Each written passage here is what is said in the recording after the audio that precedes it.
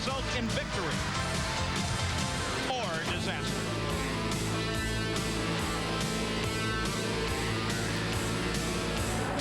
To the winner go the spoils in IndyCar racing.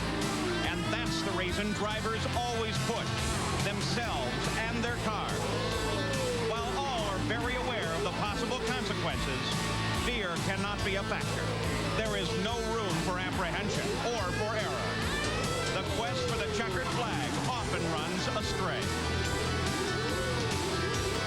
Two men who have avoided most of the obstacles are Michael Andretti and Bobby Rahal. One of those two men will leave this track today as the champion. Michael's season started slowly. He didn't finish the first two races. But he recovered to win a kart record 7 races and now sits in the driver's seat on the road to his first PPG championship. Bobby has won 2 PPG Cups and trails Michael by just 13 points. He has used a blend of tenacity and consistency to stay in the hunt, and he comes here with the quiet calm of a proven winner. The drivers have prepared themselves mentally, and their mechanics have prepared their cars diligently, for the chariot is as important as the man who drives it in this sport. Michael Andretti, Bobby Rahal. The battle for the championship at the Champion Spark Plug 300.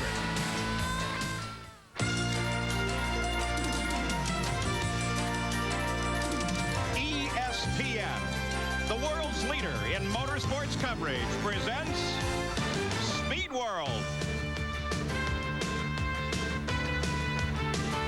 Laguna Seca Raceway, 2.2 miles, 11 turns, over 300 feet in elevation changes, and the site of the final race of the IndyCar season, the battle for the championship.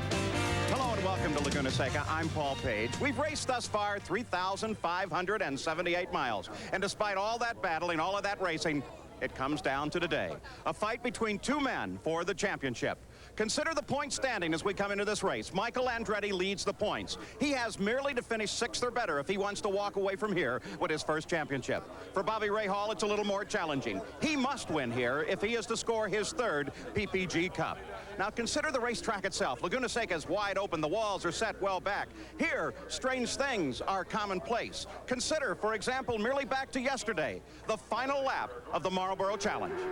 For Michael Andretti, so close, but really so far. That interval is so difficult to make up. Still, Michael has done it in the past. Can he do it again? As once again, the last pass up the hill now. They make that left-hand turn and continue their climb. Almost 300 feet in elevation difference between the bottom of the course and up here at the top, and Michael Andretti is very definitely closing in. The blind corner just ahead. There's the corkscrew. Michael slaps it down the hill. He continues to try and catch Rick Mears. It's going to be very, very close. The crews look to see them come out from under this bridge, and there they see Rick Mears still has the lead, but Michael is still closing in. The Marlboro Challenge about to be decided in Laguna Seca, and for Rick Mears, $445,000 if he can just hold on. He climbs on the pit straight. He's out of fuel. He slows down. Michael Andretti comes around him, and Michael Andretti on the last straightaway picks up the race, the checkered flag, and the lead. What could possibly have happened to Rick Mears? A missed gear, a faltered fuel, who knows what it is? My word, give me a minute here to catch my breath and try and feel my heart here. I can't believe, look at the dejection on Roger Penske's face. I can only think it must have been a missed gear. Look again here. This is the last corner of the race. Now Rick actually accelerates, then he slows. Look at Michael, almost hits him. Those rear wheels slide sideways. Then Rick gets it back in gear. Look what happens. Leaves black streaks. I think it was a gearbox problem. And it cost Rick Mears $255,000. How did it look to Michael? Let's remember, as he was coming down the hill, he's pretty well assuming that, well, he's going to go right on through and just win the race. Now Michael has got his gear chosen. Once he gets on the power, now Rick is stalled. Boom! Swerves out to the inside, misses him, and picks up an extra $105,000 in about, what, second and a half? Oh, not long at all. That little 1-second hiccup cost Rick Mears $225,000, but it gave Michael Andretti a surge of elation coming into today's race. Now, for strange things again, and considering that Ray Hall and Andretti are definitely enemies on the racetrack, let's go back to the start of yesterday's race. As the 10-car field came off the final turn, they were well allied coming up to the green flag. Michael Andretti took the green flag. A battle began at the front with Emerson Fittipaldi and Rick Mears. As they headed through the first turn, they continued to fight one another, then down into the hairpin that is the second turn here at Laguna Seca, continuing to run very, very close together. Coming off at turn 3, they touched. Ray Hall and Michael Andretti touched. Michael almost lost control, and that is what Michael is most afraid of here today. Merely a 6th place will put him in a championship, but any mistake could put him totally out of the running. Now, let's go down to the starting grid and join my friend Gary Gerald. Well, Paul, for Bobby Rahal, who now sits in the cockpit and patiently waits, his season has been one of marked contrast as opposed to Michael Andretti. While Andretti has slashed through the record book with his 7 wins and 8 poles, Rahal has been a modicum of consistency. He's had but 1 win, but 10 other times this year he's either been 2nd or 3rd. He and his crew maintain that despite the fact that they're down 13 points, despite the fact that Michael won yesterday in the Marlboro Challenge, the pressure is squarely on Andretti. It's his championship to lose, Rahal's to gain. Rahal has won here at Laguna 4 times in the past. He and his crew think that they've got a car that will be competitive today that will keep that pressure on Andretti. Bobby Rahal, as you look ahead, any final words or thoughts as you await the start engines? Well, no, just I guess it's been a long year, and I'm looking forward to finishing it off on a high point for Maury Cranes and the Craco group. And you know, the car, we had a good morning practice session, so I'm confident of our chances. But as we've said, we're going to have to do an awful lot, and a lot of things happen for us to win this championship. So we're just going to go and try to win the race. We're about to find out how it'll shake out. Let's go back up to Paul Page. And so, Derek Daly, Bobby Rahal goes into this race with the knowledge that he already has 2 championships in the record book. But what about Michael Andretti? He comes here facing some unusual circumstances. Well, that's right. All year, Michael has had to go flat out and play catch-up, really. But as you can see from the graph, he's an all-or-nothing driver. He doesn't score points often, but when he does, he scores big. What does he do today? Change his style, become conservative, or go flat out like he normally does and risk possible mechanical failure or even flying off the road? Well, I spoke to Michael right after the warm-up, and he said yes, he will have to change, become a bit more conservative. But as Dad said, when you become conservative, you can lose concentration, and that's what puts you in the danger zone. So an unusual set of circumstances for Michael. So the focus on the championship before this giant record crowd here at Laguna Seca. And the moment that they have waited for is about to arrive. We go down to the starting grid for the start of the engines. Gentlemen, start your engines.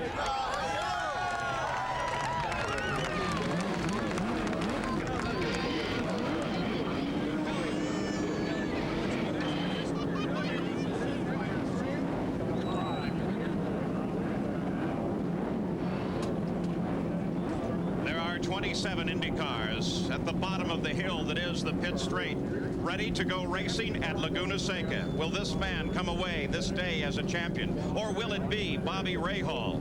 Twice before, of course, Rahal has been in this position and taken the championship. 3 times Michael has been in 2nd place when the points were counted. Rick Mears, remember his victory here just 2 years ago.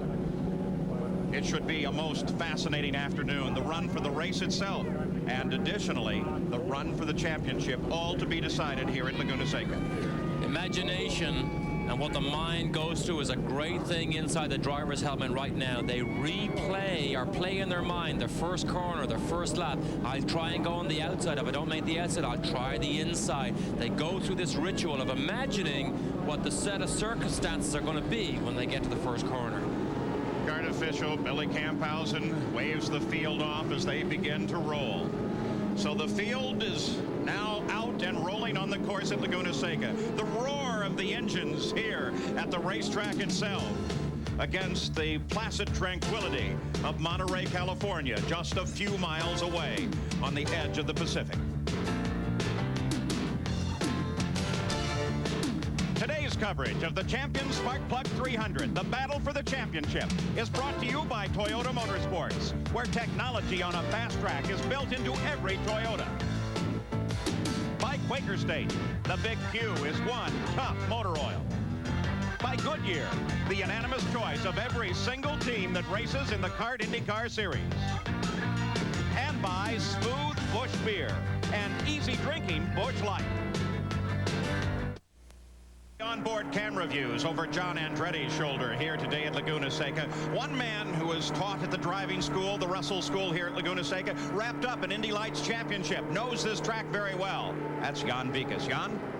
Well, Paul, on the pace lap is when those thoughts come into the driver's mind as to what could go wrong during this race. This has to be especially true of Michael Andretti, who's thinking about his misfortunes this season, some of which were bizarre. Remember when he was at Long Beach, he came screaming out of the pits and slammed into Emerson Fittipaldi flying through the air. But what about Detroit? Came around a blind corner and found a parked vehicle and slammed into that. But right now is when Michael Andretti is trying to put those thoughts aside. The only thought he wants to be there is, I want to win my first PPG IndyCar title. So much to consider for Michael Andretti as the field comes across the pit line the very first time around, and it gives us the opportunity to look at the starting field. The Sears starting grid is brought to you by the Die Hard battery, now with more power when you need it most. On the pole is Michael Andretti, who established a new track record in closing in on his first PPG Cup championship. Alongside is Rick Mears. His 1989 victory here at Laguna ended a 7-year void on road courses. He was the fastest in the morning practice. Inside the second row is Emerson Fittipaldi, making his 7th start here at Laguna Seca. Alongside is Bobby Rahal, who won 4 straight races on this course between 1984 and 87. The third row, Scott Pruitt, who finished 4th in this event 2 years ago. And Mario Andretti, who has notched 3 runner-up finishes on this challenging circuit. Inside the 4th row is Eddie Cheever, the 10-year Formula One veteran in his 2nd race on this circuit. Alongside is Al Unser Jr., the 1990 PPG Cup champion. The 5th row to the inside is Arie Luyendyk, the winner 2 weeks ago in that thriller at Nazareth. And John Andretti, who started the 91 season off with a victory in Australia. On the inside of the 6th row is Paul Tracy, making his 3rd IndyCar start for Roger Penske. And Cor Oeser, a 34-year-old Dutchman, making his debut in the IndyCars. In the 7th row, it's Scott Goodyear, the young driver out of Toronto, Canada. And Mike Groff, driving for the great A.J. Foyt. In the 8th row, Danny Sullivan, who led from start to finish in last year's event. And Ted Prappis, a rookie driver out of Los Angeles. In the 9th row, Scott Brayton, making his 5th start here at Laguna Seca. And Jeff Andretti, who has all but locked up the 1991 Rookie of the Year title. In the 10th row, it's Hiro Matsushita, a sophomore out of Kobe, Japan. And Willie T. Ribbs, enjoying a strong run after his race at Denver's road course in August. Inside the 11th row is Buddy Lazier from Colorado, another one of the 2nd-generation IndyCar drivers. And Roberto Guerrero. His best finish here was 4th in 1985. In the 12th row, Didier Tays, who came home 8th here 3 years ago. And Jeff Wood, who has notched 2 top 10 finishes in 3 starts here at Laguna Seca. In the 13th row is Tony Bettenhausen, the veteran 2nd-generation driver from Indianapolis, Indiana. And Randy Lewis, who began his IndyCar career on this course in 1983. And alone in the final row is John Jones, a former Rookie of the Year in the IndyCar. So there they are, a wonderfully full field here at Laguna Seca for the final race of the season. So much on the line for Rahal and Michael Andretti as we take a look at one of our many onboard camera views looking backwards from Bobby Rahal's car. But there is other things to consider here. For example, this is an opportunity for many drivers in this field, Derek, to show off, because it's a last opportunity to say to a potential sponsor, hey, I'm really good. You ought to consider me for next season. The race ahead is 84 laps. First fuel should come maybe 25 to 30 laps, depending on the yellows. Field separation 9.7 seconds. Momentum is a great thing, and that's what the people want here, the drivers. They want to finish their season on a high note, because believe me, when negotiations start over the winter time, showing what you did for me, and racing, as you know, is what have you done for me lately business, a good showing here today can help negotiations in the wintertime. Let's have a look at the track description here. It's 2.2 miles, a left-handed road course, tremendous elevation changes, and the highlighted area between turns 7 and 8 is the corkscrew, the most unique corner in all of racing. From there you go downhill like a roller coaster to turn 11, which is the slowest corner on the racetrack, taking at about 45 to 50 miles an hour. Very challenging. Looks like it can be very fun to drive. Here's Michael Andretti just starting down that corkscrew behind the PPG pace car. Gordon John Cock at the wheel. And you'll see from here, Paul, it goes down, accelerating, gets faster and faster. One of the most exciting areas on this racetrack. Again over John Andretti's shoulder as they come sweeping down through the final turns and begin to align for the start of this race. Michael Andretti, the pole sitter. Rick Mears just alongside. The 11th and final turn onto the pit straight. The green flag in Nick Finoro's hand lies just ahead. Already they begin to accelerate as they come off that final turn. And the green flag comes out. The final race of the season is underway at Laguna Seca. A battle for the race, a battle for the championship. And Michael Andretti shows his colors early as he jumps into the lead. And Emerson slides into second place. Rick really did get caught napping on the outside of the front row and gave a huge advantage to Michael. Already in the traffic, one car touches the edge of the track and therefore kicks dust up into the air. The look over Michael Andretti's shoulder. You saw a glimpse back from Bobby Rahal's Quaker State onboard camera, but it is Michael who runs alone at the front of this field, and they begin to space out. Bobby Rahal is back in 4th place. He, of course, must move up if he wants to see a championship. Michael said he would try and take the lead, but he wouldn't fight hard for it. He didn't have to do it. He was clear in the lead at turn 2 himself. Now, the Penske cars, 2nd and 3rd, were the fastest cars in the warm-up this morning. That's always a sign of the handling of these cars in race conditions. The Penskes are very good on full tanks. A good, safe start. The rest of the field has strung out nicely now, but look at Michael as he slaps it up through the gears, coming down the hill for the first time, completing lap number 1 through turn 10 here with Emerson Fittipaldi close in pursuit. Rick Mears just behind Emerson Fittipaldi. They come along the pit straight once again, and Rahal begins now to move up to challenge Rick Mears in a battle for 3rd place, while Fittipaldi is pressing Michael Andretti hard as they head through the first turn and down through number 2. And he is pressing him. Look at Rahal. Remember, Rahal cannot let Michael get too far away because he has to finish ahead of Michael, well ahead of him, if he's to try and hold on or win this championship. The 9th time this year that Michael Andretti has led the opening lap of a race. What a magnificent season Michael has had. And can it culminate at the end of this day in a championship? Well, still many miles to be run. 84 laps of scheduled distance here. They've just completed the first lap as we watch in the Quaker State onboard camera. And you see as they begin to swoop up this hill. And this is a very fast 5th gear corner here, 110 miles an hour. Now look at the steep rise here. Up they go to top gear, 160 miles an hour. And here's the corkscrew. Fittipaldi now pressing Michael Andretti very closely for the lead, while at the same time Rahal is pressing Rick Mears back in 3rd and 4th place. So 2 fights at the front of the field. The rest of the field, for the most part, has strung out, and you can see that Michael Andretti, in his battle with Fittipaldi, has begun to create some separation between that battle from 3rd place. Michael told me his conservative approach to the race does not involve braking. He said he'll brake as late as ever, drive as aggressively in the corner, but he will watch the engine, possibly change. We see some blue tire smoke from somebody, but change gear earlier. That's Mario right ahead of Rahal there. We've seen tire smoke in that 2nd corner quite a bit throughout the weekend. Why is that? Well, because Scott Brayton. No, we can't see what's wrong with Brayton here. We can't even see where he is actually on the racetrack. But tire smoke, there's such heavy braking into turn 2 here that you lock those front brakes quite easily. Now, Mario jumped ahead of Rahal, so that's probably where that tire smoke came from. So there is Emerson Fittipaldi as he continues to chase Michael Andretti in the Texaco Haviland Lola. And Michael Andretti moves down through the corkscrew once again, working his 3rd lap of this race. We have a chance now to get just a glimpse of what may have happened to Scott Brayton as the leaders come sweeping down out of the hill, with some separation now developing between the fight for the lead between Fittipaldi and Michael and the fight for 3rd place, which is now between Rick Mears, Mario Andretti, but Bobby Rahal is still very much in that fight. We just saw a brief glimpse of Scott Brayton. It was turn 11 where he stopped, and the marshals have actually backed him off the racetrack. All right, what happened to Scott Brayton? Well, here it is. You see him back in the line about 5th. Car moved inside him, and they trapped him in the corner. That's turn 11. Oh, whoa, Brayton almost went upside down, got interlocked with wheels there. Scott did turn in.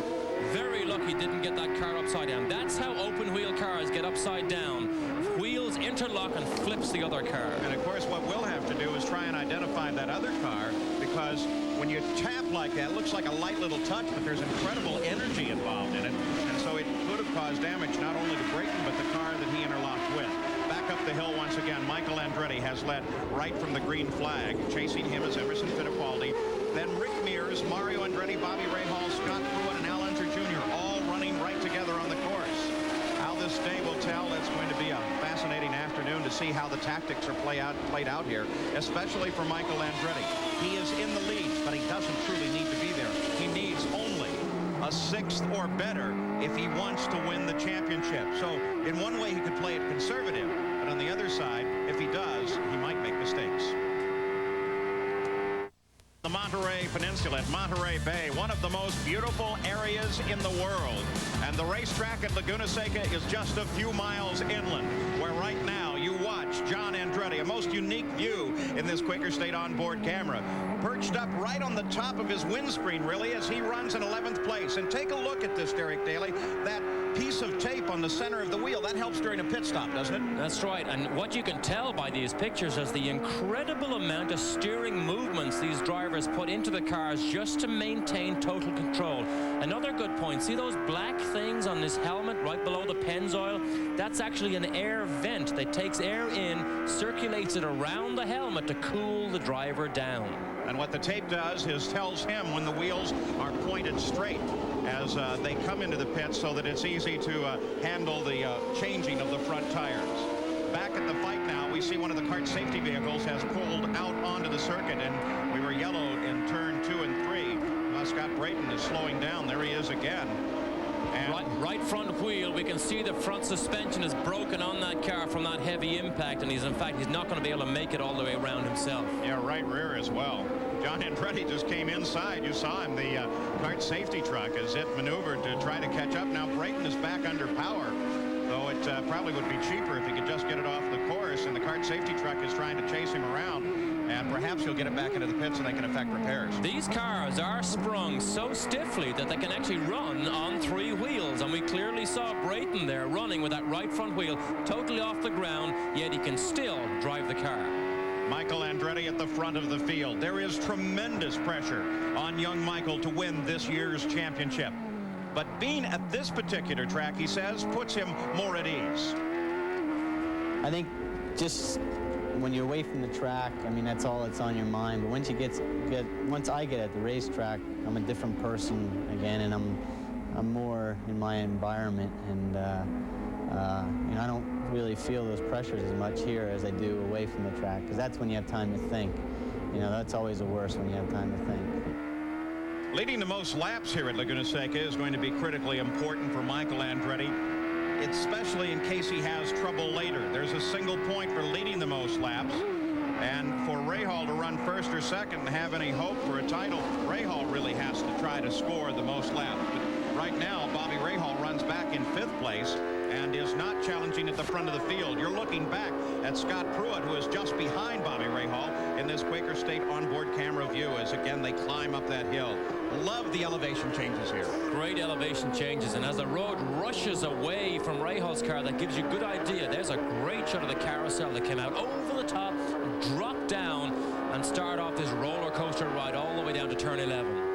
Scott Pruitt, the car just behind, and then just behind him is Al Unser Jr. There you see Rahal in that Craco STP yellow and blue livery on the car. And Pruitt close up just a little bit now. Let's go down to the pit area. Gary Gerald. Scott Brayton came in and immediately shut the engine down, and the crew's trying to assess that suspension damage that you and Derek were talking about after the contact. They did get it restarted. He's limped in. Now they'll try to make a decision whether or not he can get him back out or if it can be repaired. Meanwhile, it's just wait for Scott Brayton in the Herc Celanese Amway number 22. Looks like one of the push rods badly bent on that car, though that wouldn't be that difficult to change, but still it would be very, very time cost. What makes it easy to change is that if they have preset the spare one. Not everybody does that. Now, I know Michael Andretti's team does it, but if they preset it, they can just bolt in, bolt out, and he's away. Now they climb the top of the hill, and Emerson Fittipaldi is very definitely right at the back door of Michael Andretti in the continuing battle for the lead. As they came across the line just a second ago, they were only 0.4 of a second separated. Now, remember John Andretti, this is his onboard camera a few laps ago as he was closing on the kart safety vehicle. Came out very wide off of turn 3. Darted inside the vehicle. Really not a problem for him. Looks a little more spectacular than it perhaps was. Oh, but the stories that come from the safety crew truck at times, they're talking about inches that race cars miss it by. But remember the closing speed. The safety vehicle does what, 25 miles an hour? The race cars do 125 miles an hour. The closing speed is quite phenomenal. You're sitting up on the back of that and they close at your those speed. Believe me, it's impressive no matter how far they miss you. Now watch Emerson here. He is closing in on Michael. I'm sure that Emerson knows that if he pokes his nose down the inside, Michael won't chop it off because it's such a risky thing for Michael to do when the championship is the most important thing, not the race win. Taking care is the watchword for Michael Andretti today. He is now being chased by 2 Penske cars just behind him. Leaders have been averaging 104.2 miles an hour. That's above the race record set last year by Danny Sullivan at 103.5. Let's go back to the pits and Gary Gerald. Well, you can see Scott Brayton now out of the cockpit. They're damaging the suspension, apparently, Scott, and we had a limited view of what happened. What did happen from your seat? Well, you know, we were all racing real hard, and I was trying to get position on Prappas coming out of the corner, and Jeff Andretti tried me on the inside, and I made it very evident that I was going for Prappas, and I was committed to the corner, and it's one of those things where we want enough room for 2 cars, and he hit me with his left rear, or his right front to my left rear, and that put me up and damaged the suspension when I came down. Well, we appreciate a word with you. It's a tough way to end one, but we'll see you in 1992. Yeah. Thank you. All right. No changes in the front of the order. Too bad. Scott Brayton's certainly looking ahead to next year on Dick Simon's team as his 22 Amway car gets pushed behind the wall. Michael Andretti still leads it. Emerson Fittipaldi continues his chase.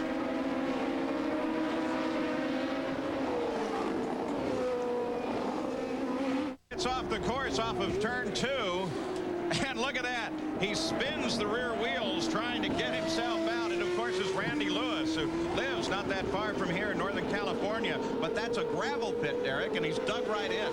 And the reason the gravel pit is there is to grab the car before it hits the barrier and does serious damage. Of course, what it does then is it keeps a hold of the car. It's very difficult to get out, impossible to drive out.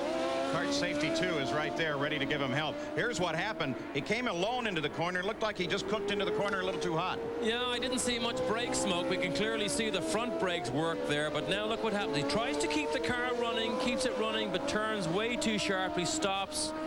That's where he'll stay. And Randy Lewis, one of those that would like to make a good impression here today. He has a number of supporters that always come to this track, and among those are the money people from next year that help keep his racing effort alive. John Andretti in the pits, certainly unscheduled. They seem to be working in the cockpit. What do you think they're doing, Derek? Well, whatever they're doing, it's not a major rush, so it's something that's going to take more than a couple of seconds. He's got a bit of tape there. I can't imagine what he's at inside in the cockpit. Look at the side pod. It's also off the car. That usually suggests electrical troubles. Well, if they're working on the wheel, there's a switch, a master switch on the wheel that it might be. And that might be what they're taping. But Jan Bikas is right there and can update us. Well, Paul, what they're doing is they're changing the ECM box. In other words, the electronic box is over in the side pod. They have a misfire, and they're also working on the steering wheel because that is where the kill button is. In other words, they're tracing all the electrics that they can to try and cure that misfire. Boy, and watch Emerson Fittipaldi as he continues his chase of Michael Andretti with Rick Mears right behind him. And there have been a number of cars, especially in this section of the race course, use a little foot or 2 extra. And so you'll see dust from time to time. Now they find themselves cycling through some of the cars that are running well back in the field. That was John Jones, who started in last place, but the leaders just came past. Traffic plays such a big role, but we saw John Jones. He did move aside. The first 2 went by. Rick goes by there, and now Mario, we just saw him in the top of the picture, slips by John Jones. John Jones, of course, and using Buick power in his car. Mario Andretti has passed. The rest of the field comes past. And John, the Canadian, very wisely gives plenty of racing room to the rest of those finding their way past him. And the race continues at the front of the field. Mario Andretti in pursuit of Rick Mears. Mario currently in 4th place, and Ray Hall lined up just behind him. That is not the position that Ray Hall wants. He needs to get past all of these cars. He needs to win here today. But he seems to be playing it very careful. Is he holding the purse for the end of the race, Derek? Well, I don't think he has a choice, because this is a high-speed freight train here that nobody makes any mistakes. This is an incredibly competitive field. There's a full line of cars here that can take advantage of a mistake, but a mistake is the only thing that'll make a pass here, because nobody is gaining. And what a frustration it is for drivers when you see that car ahead of you. You make no mistakes, and you still can't get them lap after lap after lap. The battle for 10th place. That is Ari Luyendyk with Paul Tracy driving the Penske car. Look at Paul. Paul tried him and tapped him, and he sends Ari Luyendyk off the course. Tracy stops as well. He tried to get under him in the second turn, couldn't do it. Tracy is under power, but he's got to be careful not to spin out, and he's quite careful enough. Stuck. What's happened to Tracy, he's actually half off the road and half on the road, so the car is actually bottomed out in the middle, and the rear wheels do not have enough grip to drive. But Luyendyk, remember, he spun there yesterday in the Marlboro Challenge. That was turn 5. So Ari Luyendyk, I thought it was at the bottom of the hill there at 2. Ari Luyendyk, there's Paul Tracy. Luyendyk is rolling. Paul Tracy's high-sided there, and if they can, it's going to be tough to get that car. It's 1,550 pounds when it doesn't have a driver in it. And look at Paul trying to help him out. He needs to be careful, though, because someone could get injured if they suddenly got that car pushed off but they're not making any way at all. And if they push any harder, that rear wing might come off. Now, here's what happened. This is entering the braking area. Tracy tries to go down the inside, but he didn't get far enough down. And look at Luyendyk, takes his normal line, but Tracy doesn't have the line here. Goes with them. Oh, it's touch and go. Oh, Tracy sees what's going to happen. Locks up that front wheel, clips Luyendyk, and that's it. Quick spin, not too much damage, but we don't know what damage there is to that rear wing after those track marshals trying to push him back on. Another look, the same situation. It's a risky move to make, Paul, to go down the inside there. You have to be very decisive, and Luyendyk didn't think he'd make it, didn't think he was down in there. Cars touched. Luyendyk, look at that, lucky to get away, but look at those clouds of dust. You're right, too, as we look at it again, turn 5. It is a difficult place to try to get inside someone here. Oh, Paul Tracy, his 3rd drive for Roger Penske this year, and they'll have to get him off the hump if he wants to get back into the fight. The problem is here, Paul, things happen so fast. This is a 4th gear corner. They go through at 95 miles an hour. You have to be very decisive, and that move didn't come off because Tracy didn't quite get up alongside Luyendyk enough.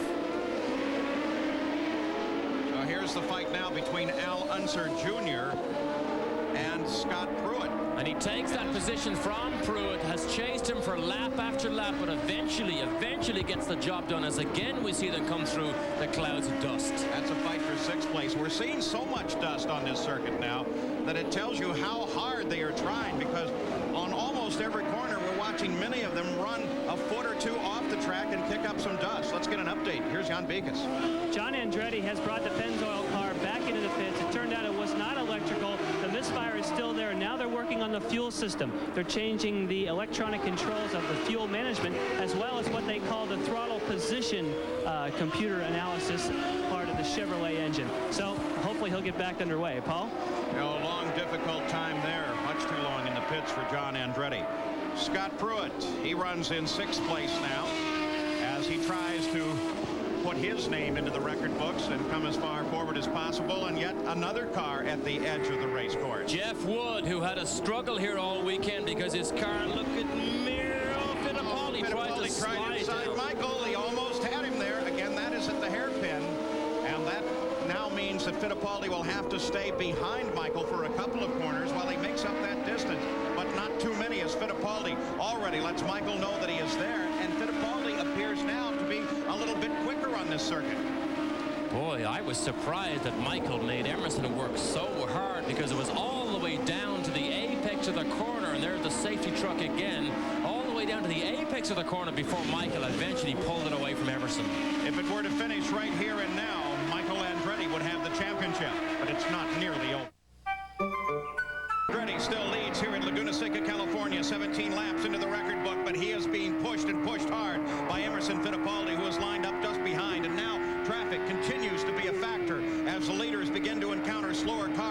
work around this 11-turn course.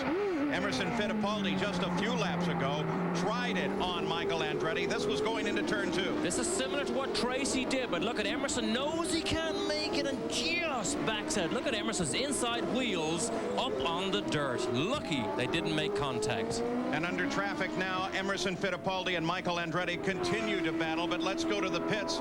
Gary Gerald has an update on Paul Tracy. Well, a couple of updates in the Penske pit. Paul Tracy came in after they got him restarted. They gave him 4 fresh tires and got him right back on course. Didn't have any structural damage as the crew looked it over.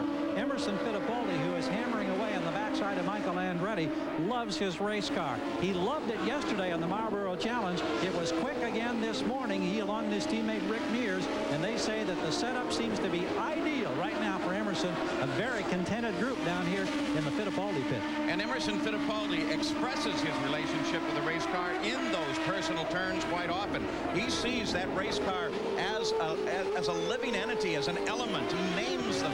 He talks about his Red Beauty, for example, that won the Indianapolis 500 for him, as now they swoop down the hill nearly 300 feet from the top to the bottom, and Fittipaldi continues his chase of Michael. You're absolutely right. When they make the seats for these drivers, they mold it round their back because you actually wear a race car like you wear a glove. You slip right down into it and become one with your race car.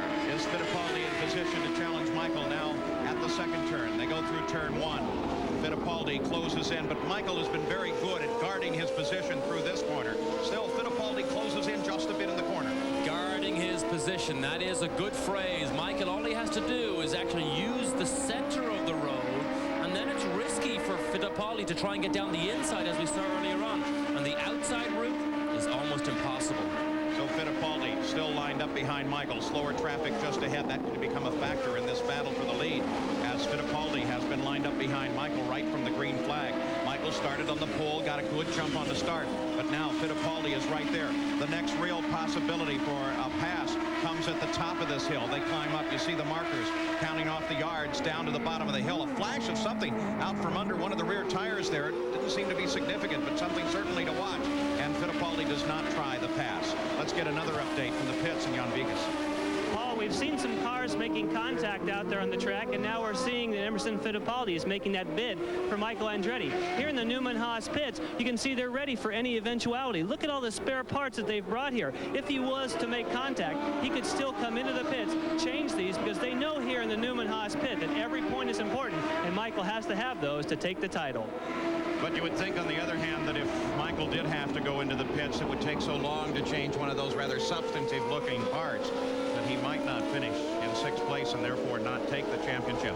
At the moment, he is being challenged by Emerson Fittipaldi, though in the past couple of laps, he has been able to pull away, while at the same time, Fittipaldi's teammate, Rick Mears, the other member of the Penske organization, remember there are 3 here today, Fittipaldi, Mears, and Paul Tracy, who we saw with his problems earlier.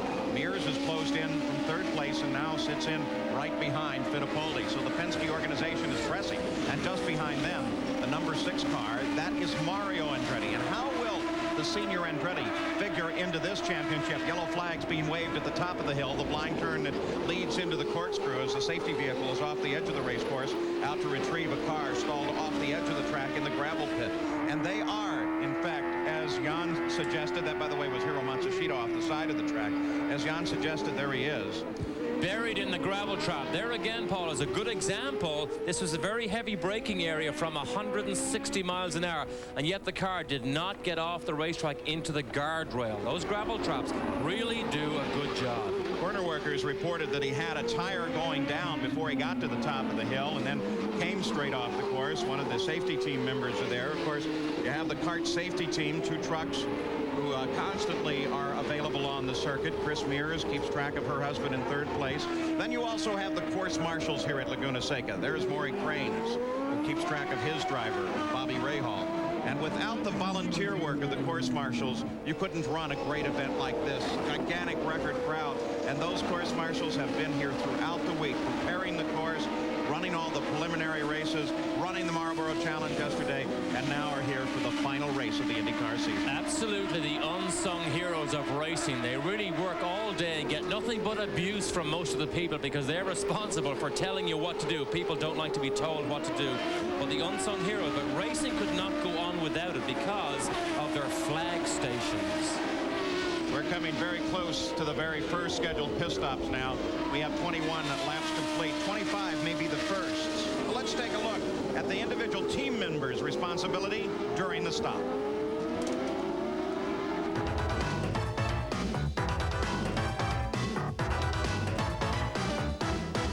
This track fact is brought to you by Quaker State. The Big Q is one tough motor oil. Now, here's Jan Beekes. There is an incredible amount that takes place during a 15-second IndyCar pit stop. The Vince Granatelli crew is going to give us a demonstration. The first order of business is that Arie Luyendyk needs to bring the car right to a stop on the marks. He also needs to hold the brakes so they can change the tires. Peter Parrott does that for us now.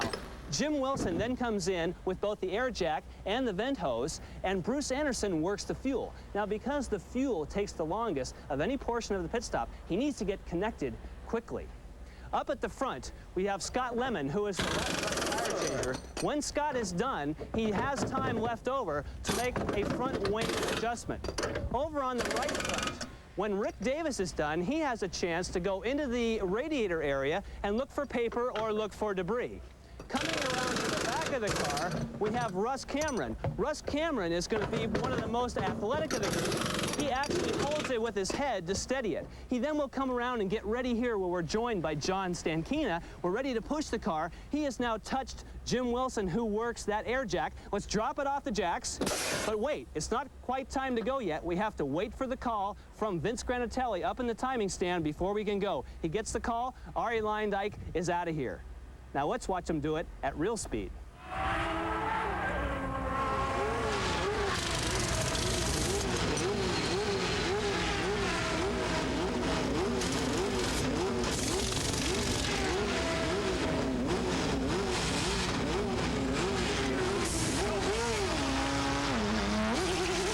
Beautiful job there in that pit stop. Of course, that did not happen here. The pit stops are due very shortly here at Laguna Seca, California. 23 laps are now complete.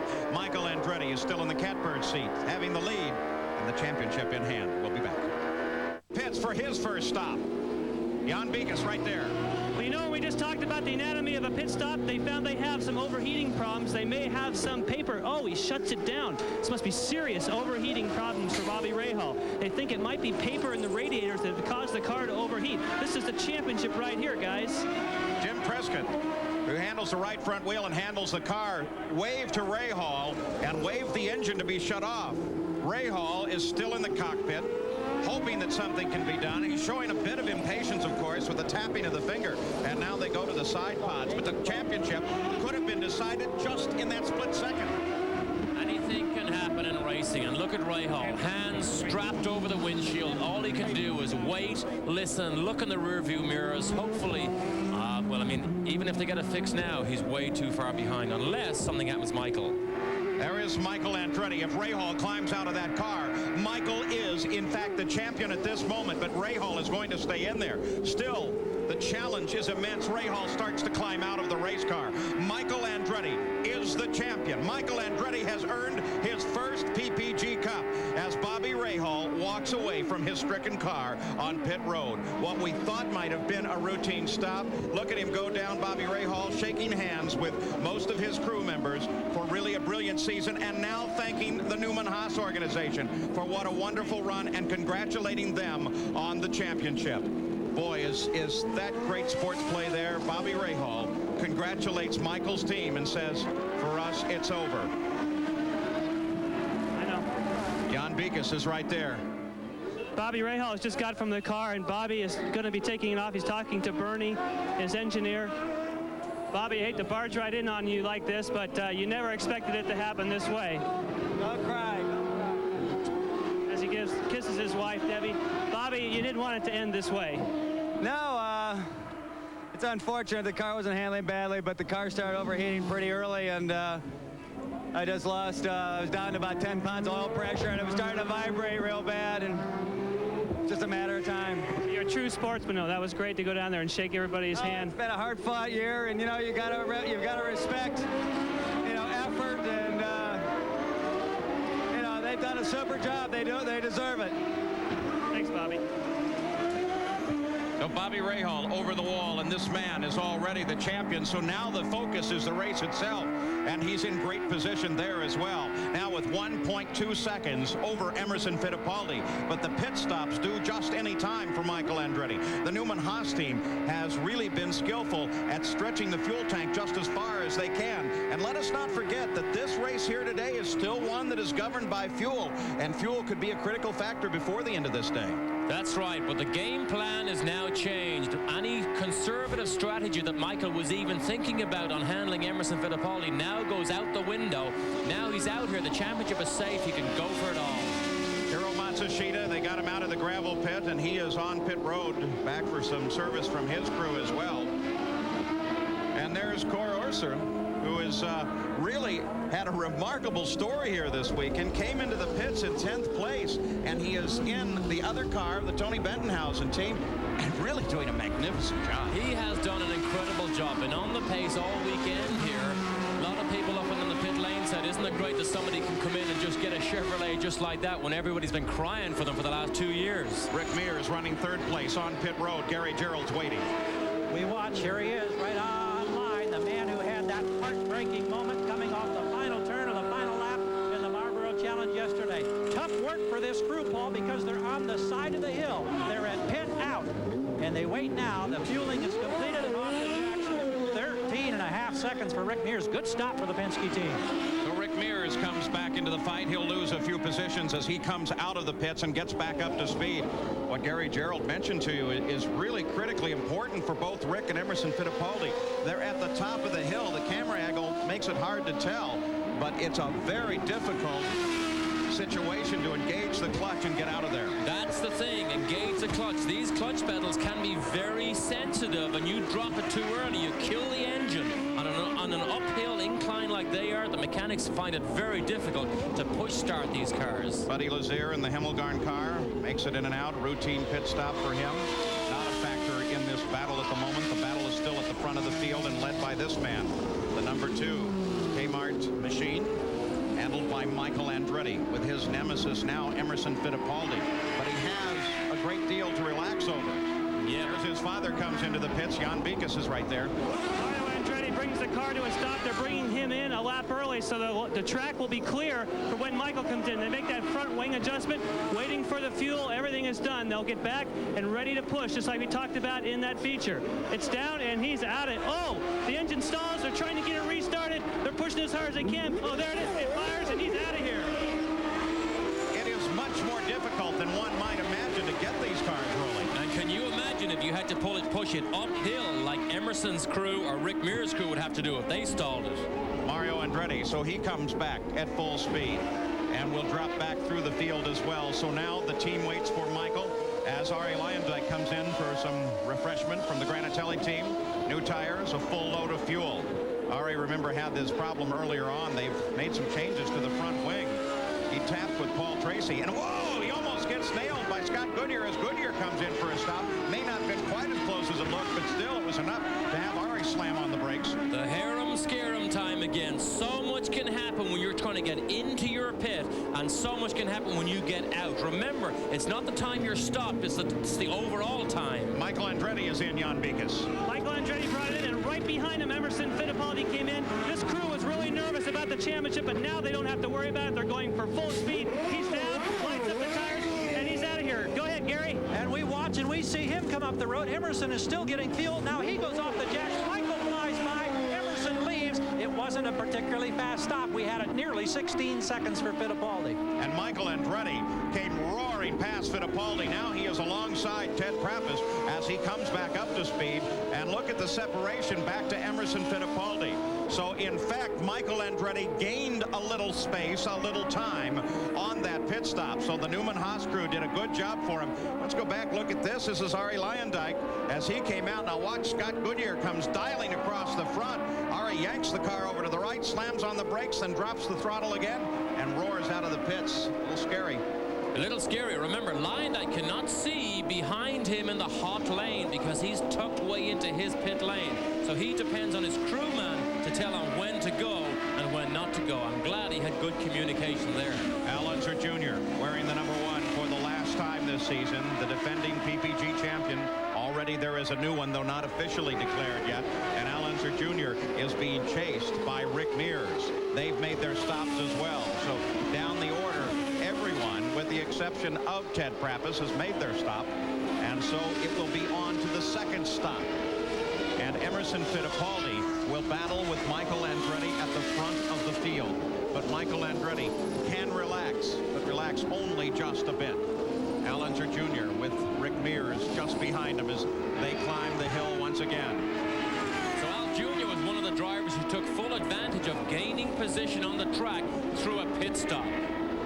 So at Laguna Seca, 30 laps are complete. The first stops are complete, but the battle continues.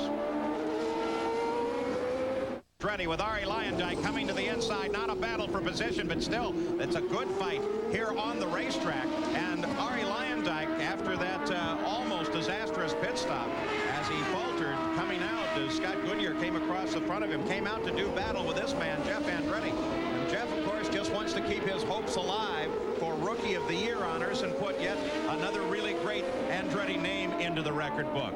Last year here at Laguna Seca, Danny Sullivan sat on the pole. He led from start to finish. He talks now about the special characteristics of this track in this week's Tips from the Cockpit.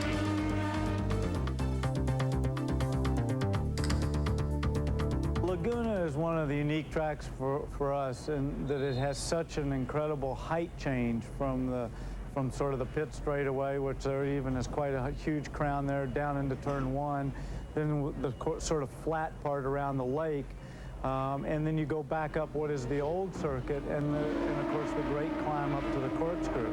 And your braking in there is very, very critical, because you have no reference points or anything, because you think, well, I can go in here a little later. You can't see the corner, and all of a sudden you come up over that brow, and boom, there's the hairpin. There is the famous corkscrew.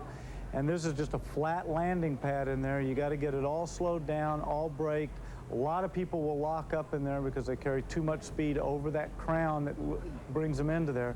And now you turn left into the corkscrew, and you turn left, give it a shot, and there's nothing there. You just have to trust that God didn't take it away from the last time that you were there. And you go off the corner, you lift off as you launch off, car goes down, you get the car as on its way down and it settles, and then you pick up the throttle down there. I think racing at Laguna Seca is as good as it gets in the United States. This is one of my favorite courses. It's a place that I enjoy coming to. The crowd's great out here, and it's a very demanding, very physical course, but it's a good race course, and it's one that allows some pretty exciting racing.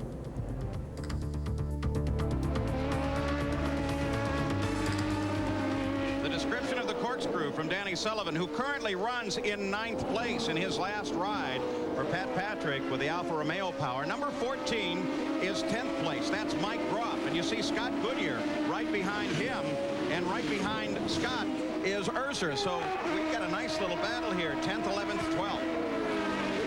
Mike Groff, who watched Scott Goodyear here. Groff has a bit of a disjointed season since he joined AJ Foyt. Scott Goodyear here having what he hopes to be the last race with the Judd power. Wants to move on to bigger and better things next year. McKenzie sponsors him, Canadian company sponsoring a Canadian driver. But another Dutch driver here, Paul. You mentioned Oyster. We've had a competition, whether we call him User, Oyster, Urser, whatever it is. He does a great job, and Tony Bettenhausen's backup car has been in the top 10 on a regular basis. Comes to us from the European Formula 3000 Championship, and really has struggled all his career to get the breaks he needs. And look how careful Michael Andretti was of him. As the leader of the race, he came up. Now, he saw that mark on the rear wing that said this is a new driver here. You see it over on the right-hand corner of the rear wing of the 90 car there.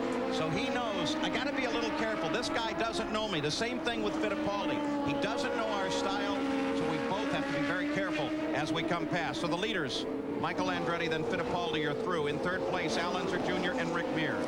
That is an interesting point, Paul. You do get used to a driver's style. You know who you can trust, and you know who you have to give maybe an extra couple of feet to. And of course, wisely, CART marks the rear wing of new drivers so that you know exactly what you're dealing with when you come up. Now, let's go back down to the pits. Jan Bikas. Well, Paul, when you and Derek were talking about Alonso Jr. picking up a position on those last round of pit stops, you should have seen the jubilation here of the Gallus-Craco crew. It looked as though they just won the race. They really take this seriously. They also had the quickest pit stop yesterday during the Marlboro Challenge. They've done it again today. Got a glimpse of Owen Snyder there. There, of course, Rick Gallus, one of the co-owners of the Gallus-Craco operation, along with Maury Cranes. And there is his driver, the last time that he will carry that #1. Though some drivers, when they win the championship, opt not to carry it. I remember Gordon Johncock, the pace car driver, here today when he won the championship. Please don't put #1 on my car. Some of the older guys especially believe it's bad luck. No, I think it's good luck. You've earned it, you deserve it, you should show it off with style. But Alonso Jr. wearing it on this car for the last time, because remember, all he's waiting for is that new Gallmer designed Indy car, the one that he hopes will give him that so-called, in racing terms, unfair advantage. Ted Brabus's car being pushed behind the wall as he is retired from this final run of the 1991 season. Michael Andretti, the conclusion of 33 laps, very little has changed since then. They've remained static in their positions, though Fittipaldi appears to be a bit faster than Michael and just waiting station behind him. Definitely Emerson has a faster package under him at the moment. Remember, he closed probably 50 yards after that pit stop on Michael, and he closes up particularly under heavy braking. You remember earlier he attempted to go down the inside of Michael. Here's the heavy braking area here. Look, what is it now? 2 car lengths? Emerson Fittipaldi, they climb the hill again. And he continues his pursuit, lined up not really in an attack position on Michael. There's Carl Haas, one of the 2 owners of the Newman-Haas organization, Paul Newman being the other. And Fittipaldi sticks his nose right under the rear wing of Michael as they come off the second turn and head for turn 3. Fittipaldi tries a little tighter line into the corner. Not good enough to get inside Michael Andretti, though he continues to try that line. Emerson has spent so much time behind Michael now. His brain works like a computer, calculating where he can make the move, where his best chance is to pass Michael. And from what I've seen, it's along that front straight. He's got to get close enough to him and braking into turn 2. That's where Emerson's car is good. Buddy Lazier in the 39 car just ahead of the leaders as they climb up toward the top of the corkscrew. I wonder how much difference cooling is going to make. Look how Michael Andretti takes it very careful behind this driver that is to some degree an unknown factor to Michael. He tries to come to the outside. This gives Fittipaldi a closing opportunity. Oh, it really does. Slows Michael down. Now, there's nothing Buddy Lazier could have done, but now look at Emerson. Now he's closer than he was earlier, because the run down this next straight is where he needs to be, right behind Michael's rear wing. Still in turn 11, a favorite passing area. Fittipaldi doesn't try it. Roger Penske watches his driver, Emerson Fittipaldi, as well as Rick Mears and Paul Tracy. Next passing opportunity coming, and Fittipaldi looks to the inside but does not try it. Oh, so close. You have to be so close, because Michael is, remember, running extremely fast. He closes down the door as his wife Sandy watches. Roger Penske watches. He almost had a heart attack yesterday when Rick ran out of fuel, but Emerson got caught by traffic. Fittipaldi got caught, and a problem. Fittipaldi has a problem on that race car. Yes, he is in trouble, running very, very slowly. Fittipaldi off the pace. That looks like his seatbelt. Something flapping out of the car. It certainly does look like a belt. And of course, the belts are not just a safety factor, or is it the pad? It's his pad. That's what helps him stay upright, I would think. Well, whatever it is, it's causing him a lot of discomfort. He sticks his arm out, grabs a hold of it, tries to pull it back in, but it looked as if it was actually, oh, look at this. Groff slides down the inside. Mike Groff takes the opportunity on the slower Fittipaldi, as does everyone else. Fittipaldi, no doubt, will be heading for the pits. He's obviously on the radio right now to Chuck Sprague in his pit. There's his teammate just behind him as Rick Mears comes up alongside Fittipaldi, and Fittipaldi decides to go on past the pits, but he lets Rick Mears come to the inside. And they touch the 2 Penske cars together. I don't think Emerson thought that Rick was down the inside. What a disaster for Fittipaldi. Slows down, loses all those positions, and then has no idea that his teammate Rick is right down the inside. Rick climbed the curves. Chuck Sprague, I mentioned him. He is the one that is on the two-way radio to Emo. Roger stays on the radio to Rick Mears. What kind of lack of coordination is that? Well, obviously, Rick went down the inside because he presumed whatever trouble Emerson had, he still had it, so he took the opportunity. Here it is. is one more time. There is Rick coming up to the inside alongside Fittipaldi. And he has the line, but Emerson doesn't see him in there. Now watch Rick, look, up over the curbs, and eventually touches and just nudges, hits him twice, pushes Emerson out of the way. And of course, that run over the curb could be expensive for Rick as well, because it can damage suspension. Here One it is more again. time. Okay, Mears takes the line. Emerson has no idea he's there. Rick locks the wheels, hits the curb, drills Emerson once, then drills him a second time. And with the touch on the wheel, it takes the right front side plate down on Emerson, or on Rick Mears' car. Shouldn't have much of effect. There it is again.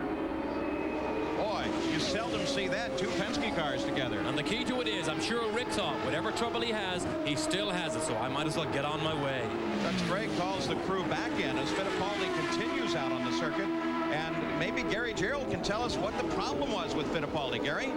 Paul, I happened to be right alongside Rick Reineman, and he was looking over toward turn 3 when he hollered back across the pit toward Chuck Sprague, "We've got a problem." They didn't know what it was. It was quite a while before they finally thought that it was something to do with the shoulder harness, which you and Derek pointed out. But now we get a report that they haven't decided yet whether or not they're going to bring him in. They haven't gotten a black flag, so apparently it's a situation Emerson is able to control. We thought after the contact with Rick that Mears might be coming in, but they both just went by us a moment ago. We wait with the crew and see.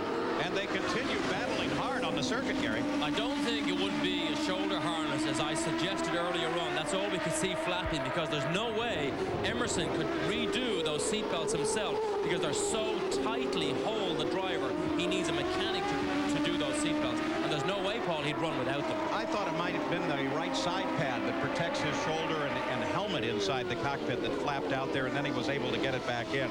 Whatever it was, it seems that Emerson has gotten it under control and now continues a pursuit of Rick Mears. But they both have dropped back in the field. Mears runs third, Fittipaldi runs fourth.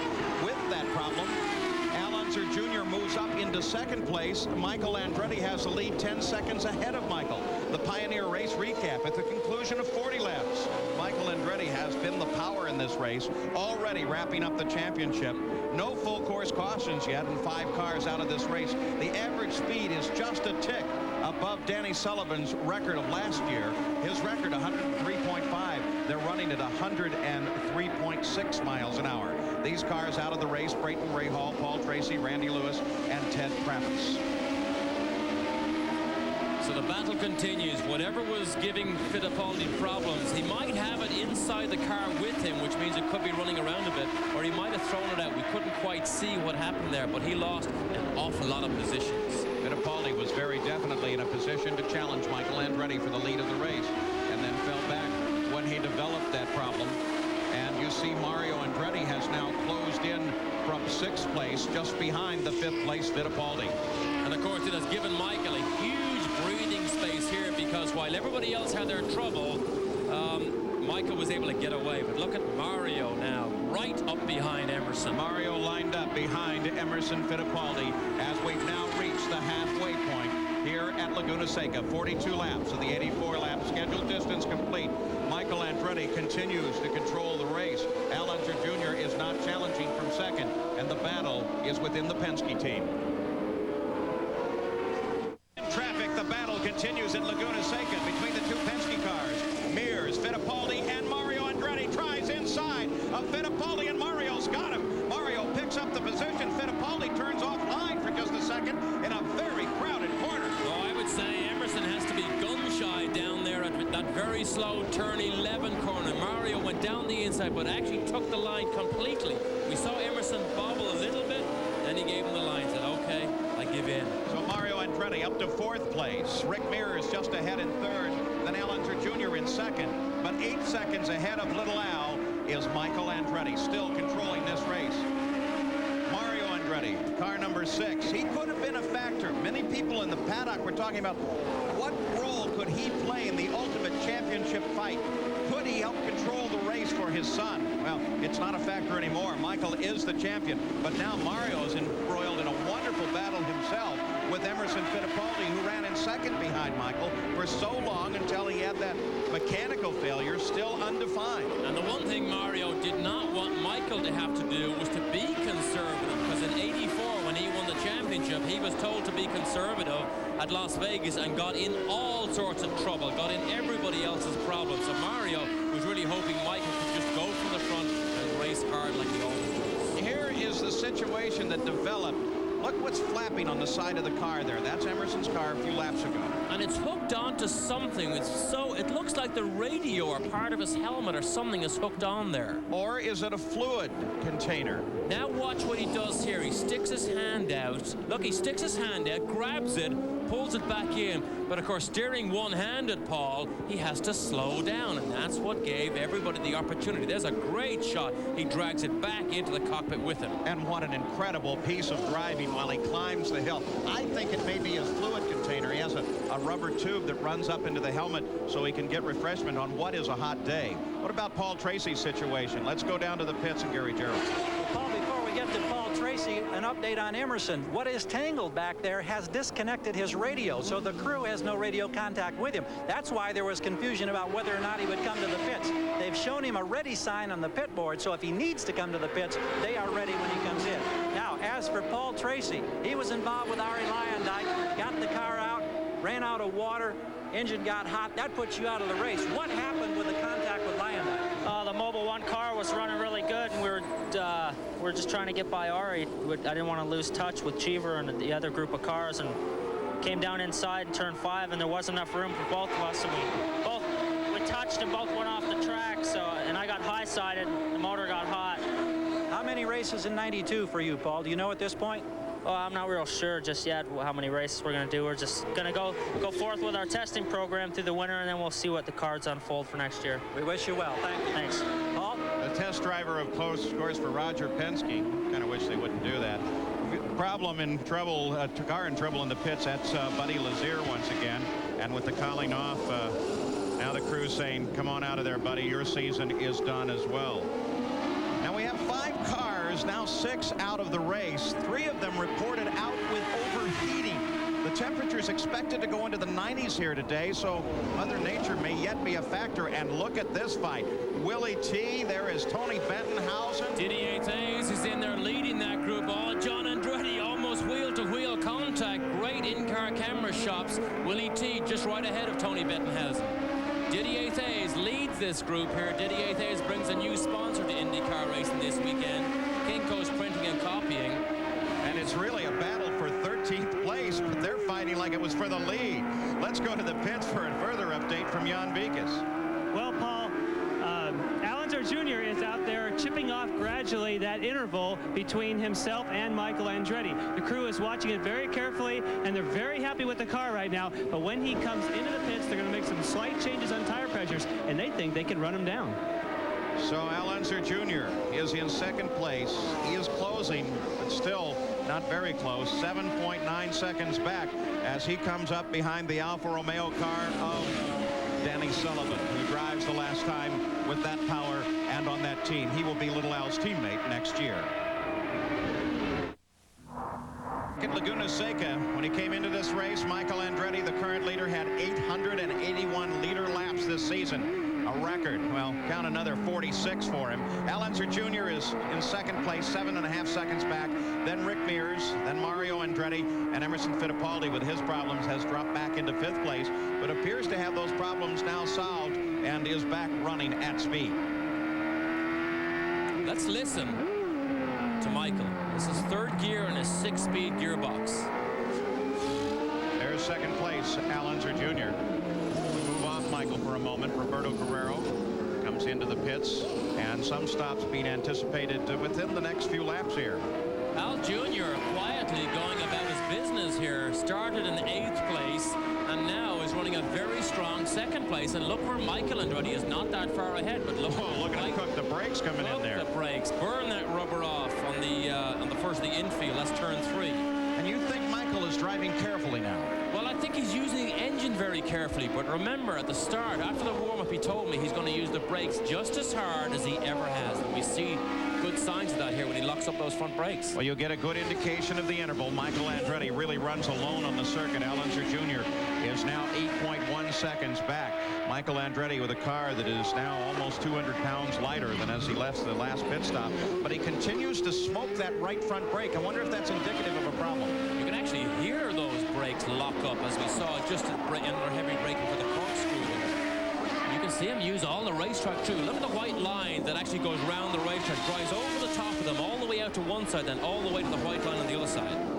Well, there is Eddie Cheever, the 6th place car, the target machine, Chip Ganassi Racing.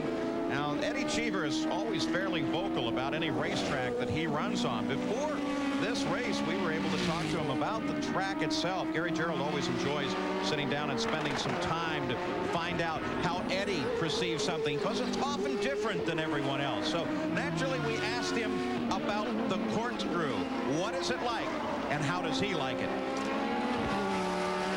I hate the corkscrew with a passion. I think it's one of the silliest corners I have ever seen in motor racing. And it's strange, but whenever I was watching motorcycle races, I would always watch Laguna because they'd have that corkscrew. In a racing car, it's terrible. You can't see anything. You go over the top, you have to kind of feel your way around. It's a real difficult corner. It's a very easy corner if you make a mistake on a braking to carry 3 people with you into the trees. I mean, it's a difficult corner to get it right, but it's so easy to get it wrong. I mean, it doesn't, for me, it's not a corner that I take great pleasure in approaching. Eddie Cheever on the corkscrew here at Laguna Seca. He mentioned the Grand Prix bikes, the 500cc bikes, who race here at Laguna Seca in April before another giant crowd and are just wonderful to watch. It was interesting that Team Roberts, Kenny Roberts' team, brought their 500cc Marlboro bikes out and let Mario Andretti drive one around this racetrack, or ride one. And Mario, he showed he had some stuff there. He loves, as does Michael, watching the 500cc bikes run. There's the corkscrew for Eddie Cheever. He hates it, hated it at the beginning, probably hates it now. And you mentioned Eddie and Mario in the same piece. It's interesting, they had another confrontation today, or over the weekend, Mario Andretti and Eddie Cheever. They are definitely not on each other's Christmas card list. Over what now? They seem to have an ongoing battle, the Andrettis and Cheever. Well, it's something that happened on the racetrack, and he was very vocal, and he told me what words to use, and he promised me a Christmas present if I used it, but I need to do a bit more TV work, so I couldn't use it. Michael Andretti, you saw Carl Haas, the famous unlit cigar, but Michael continues to light the brakes on that right front tire. We'll be back. Beginning at Laguna Seca as John Andretti, one of the first to head for the pits. Not a factor at the front of the field, but certainly an important run for this team. And look at him roar out of the pits as the scenery whizzes past.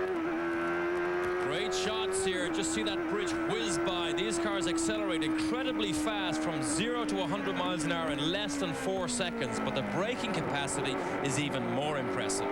John Andretti, of course, had his problems early on, and that's dropped him well down into 22nd position in this Quaker State onboard camera view. His cousin now, Jeff Andretti, is in the pits, wrapping up the Rookie of the Year honors in the IndyCar Series. May be his last race, Paul, with this team. Which would be too bad. He's done a nice job for the team, but like so many in this economy, there has been a problem securing sponsorship for a number of teams next year. And now there's trouble just trying to secure a little fire in that engine as Jeff Andretti finally gets it. No, maybe not. Yes, maybe so. Oh, what a long, long moment if you're in the cockpit. Jeff Andretti finally motors away. And there's all his mechanics saying, please fire, because we don't want to have to sprint down the pit lane pushing 1,500 pounds worth of a Texaco Havilland car. Both the leaders of the race, Michael Andretti and Al Unser Jr., are simply flying out there, 108.5 miles an hour. The last lap that they turned, John Andretti trying to make up time and position, but he has a long road to go.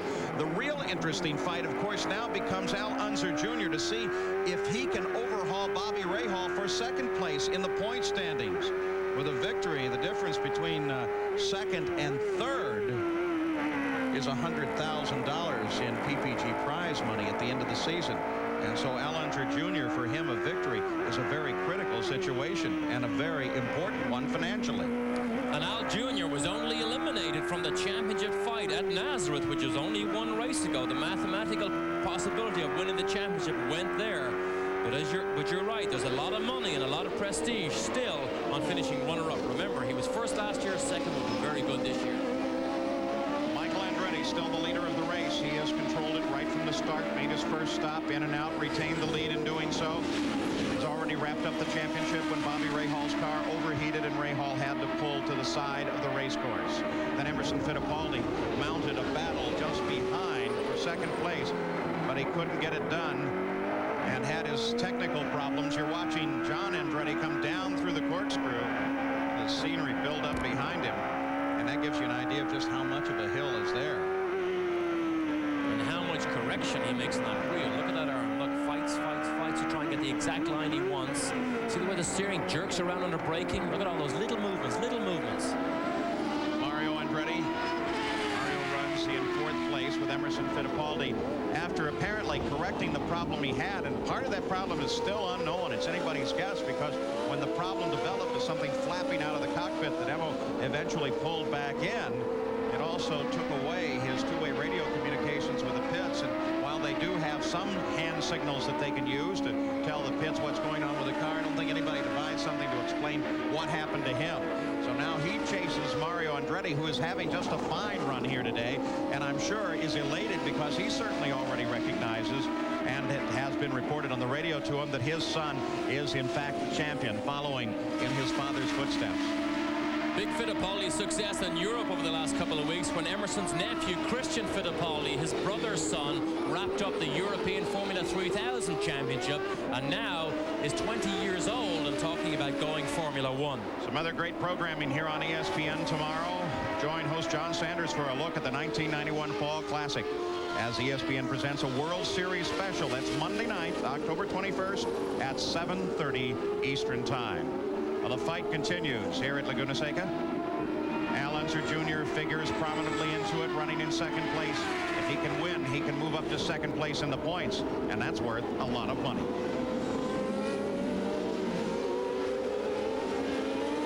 Leaders of this race, the stops have yet to come, but they're having trouble with the left front wheel.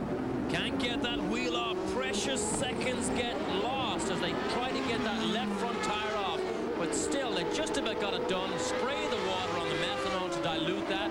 Pruitt pulls his visor down and out of there. Scott Pruitt driving a car that will have Chevrolet power next year. What is considered by most to be the power that one must have to win in the series. But then again, there are newer engines coming along. The new Cosworth, another Ilmore has yet to be named, but certainly its title will be sold off to some U.S. company. And Michael Andretti will continue with his Chevrolet engine. Scott Pruitt, by the way, you saw him there for a moment as we watch this fight continue between Emerson and Mario Andretti. It looked like Emerson was going to try to the inside of Mario. Scott has a most unique system in his helmet.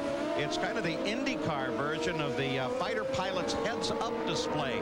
A couple of little LEDs, little light-emitting diodes, lights, inside his visor that will tell him when fuel is running low and tell him when he hits the top of the tack, and also if he has an oil pressure problem.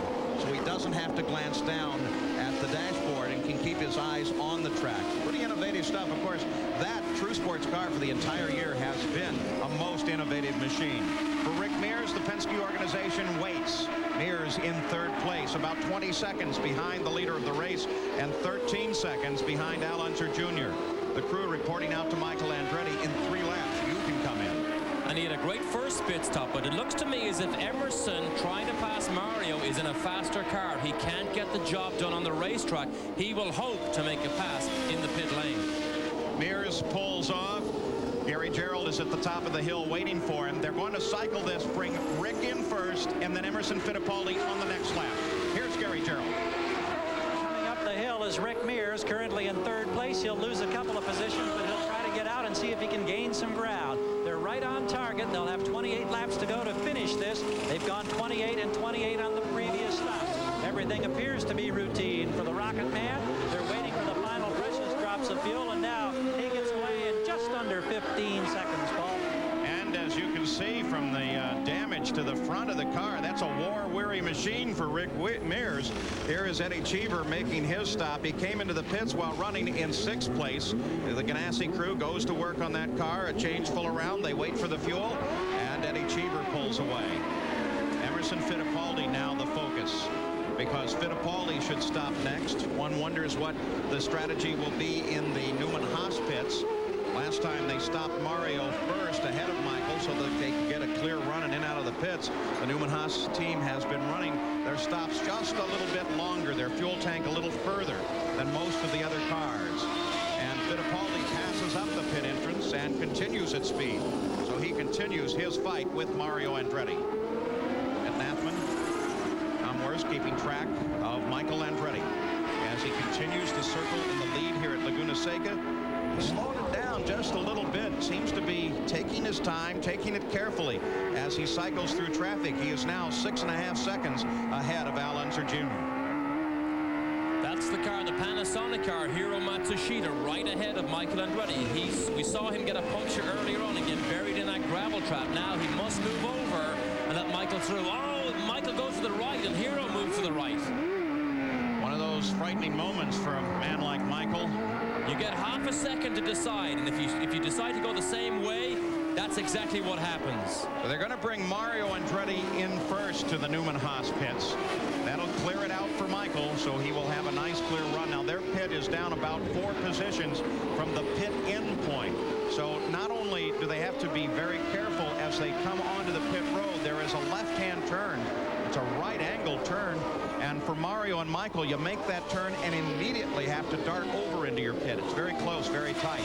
Ari Leyendijk comes into the pits. He was in 7th place as he came rolling in. Mario Andretti kept rolling on past his pit, the pit entrance, but Emerson Fittipaldi decided it's time to come in, and Gary Gerald waits for him. Emerson comes in hot. Now he gets it under control, has to lock the brakes, hits the mark. He's shaking his head, pointing to the back. He's obviously upset, bangs his fist on the wheel. We think that Rick Reineman, once he completes the right front change, will go into the cockpit. No, somebody else was already there. They're trying to adjust back there around the helmet, but they're not going to take much more time.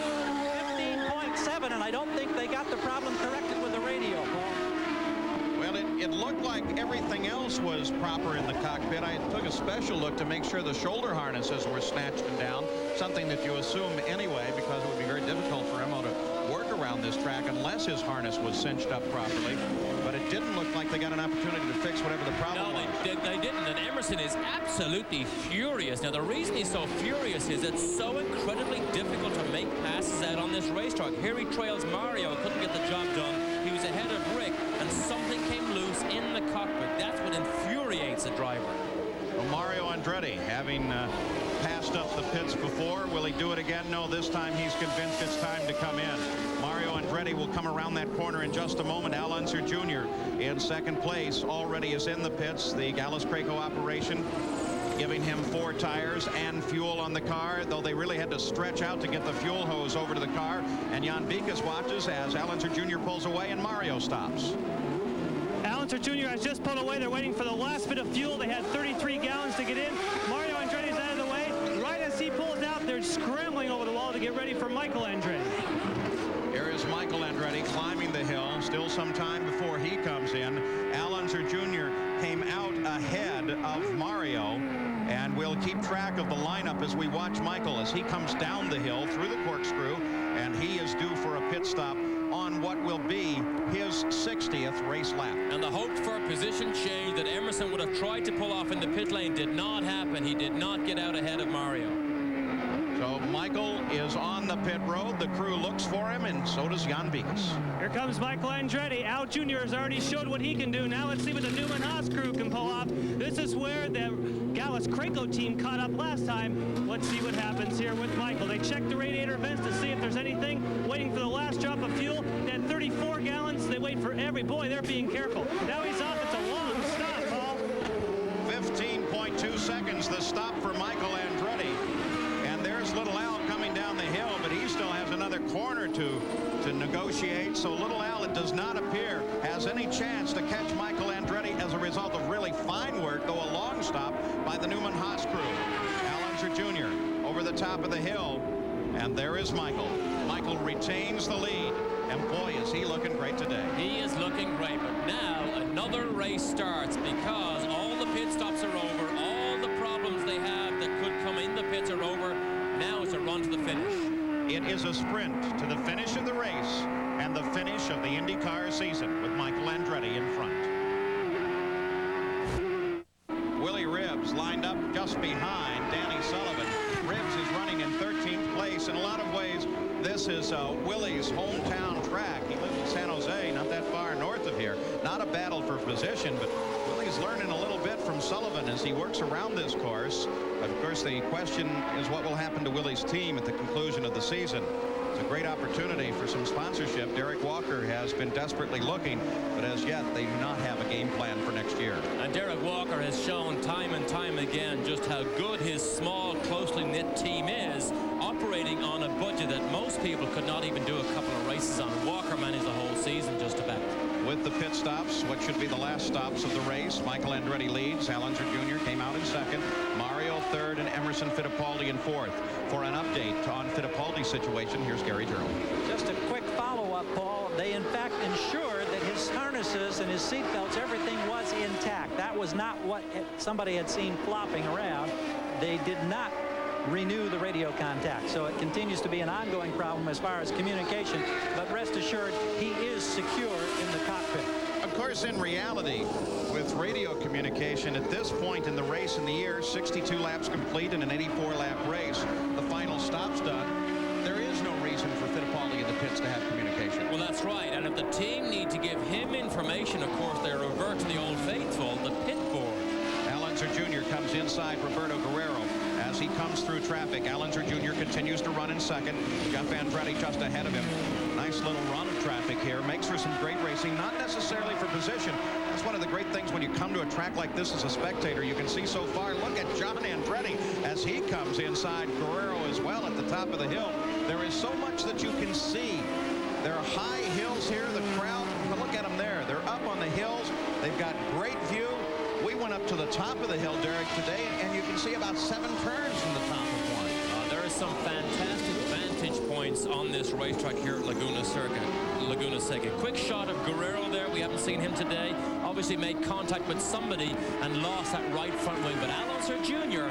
needs a bit of a break here in traffic. He needs help. He needs Michael to be slowed down, and he needs to slice through that traffic if he's going to cut into this now 9-second deficit from first to second. Exactly 9.32 seconds. And how can we tell you something like that? Because there's a marvelous system that's in effect now in the Indy cars using the wizardry of computers and electronics. The EDS people have created a whole new scoring system that has really been tested throughout the year, but is now fully operational. Scoring these 27 cars can be confusing. Let's take a look how they keep track of the cars during the race.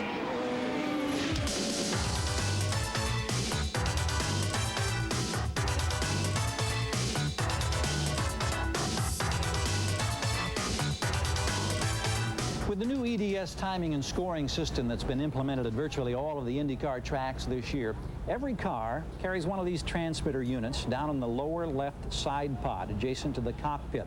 When the car crosses over antennae that have been buried in the racing surface, this little transmitter sends a signal to a computer in the timing scoring tower. It tells officials that this car has completed another lap, that it's in the pits, where it stands at any time in the race. Now, prior to the start of the race, one of the cart officials will take this little unit right here. It's a transmission tester. He does 2 things. He passes this rod underneath that transmitter. He sees number 31 here. He looks up next to the roll bar, sees the EDS decal with the number 31, and he knows that the right transmitter has been installed in this car for Ted Prappis. Then he'll push another switch here, and he'll check the battery strength to make certain that there's enough power being emitted by this transmitter so that this car will continually be scored throughout the length of the event. It's simple, efficient technology, now a part of every IndyCar event. Board with Michael Andretti as he flashes over the start-finish line. You can hear him change gear. Heavy braking, and he goes from 6th to 3rd gear, just one change. He goes to 4th. Right there, stays in 4th. Now he'll change to 5th gear. No, he's got traffic, so he didn't bother. But he changed right after he passes this car.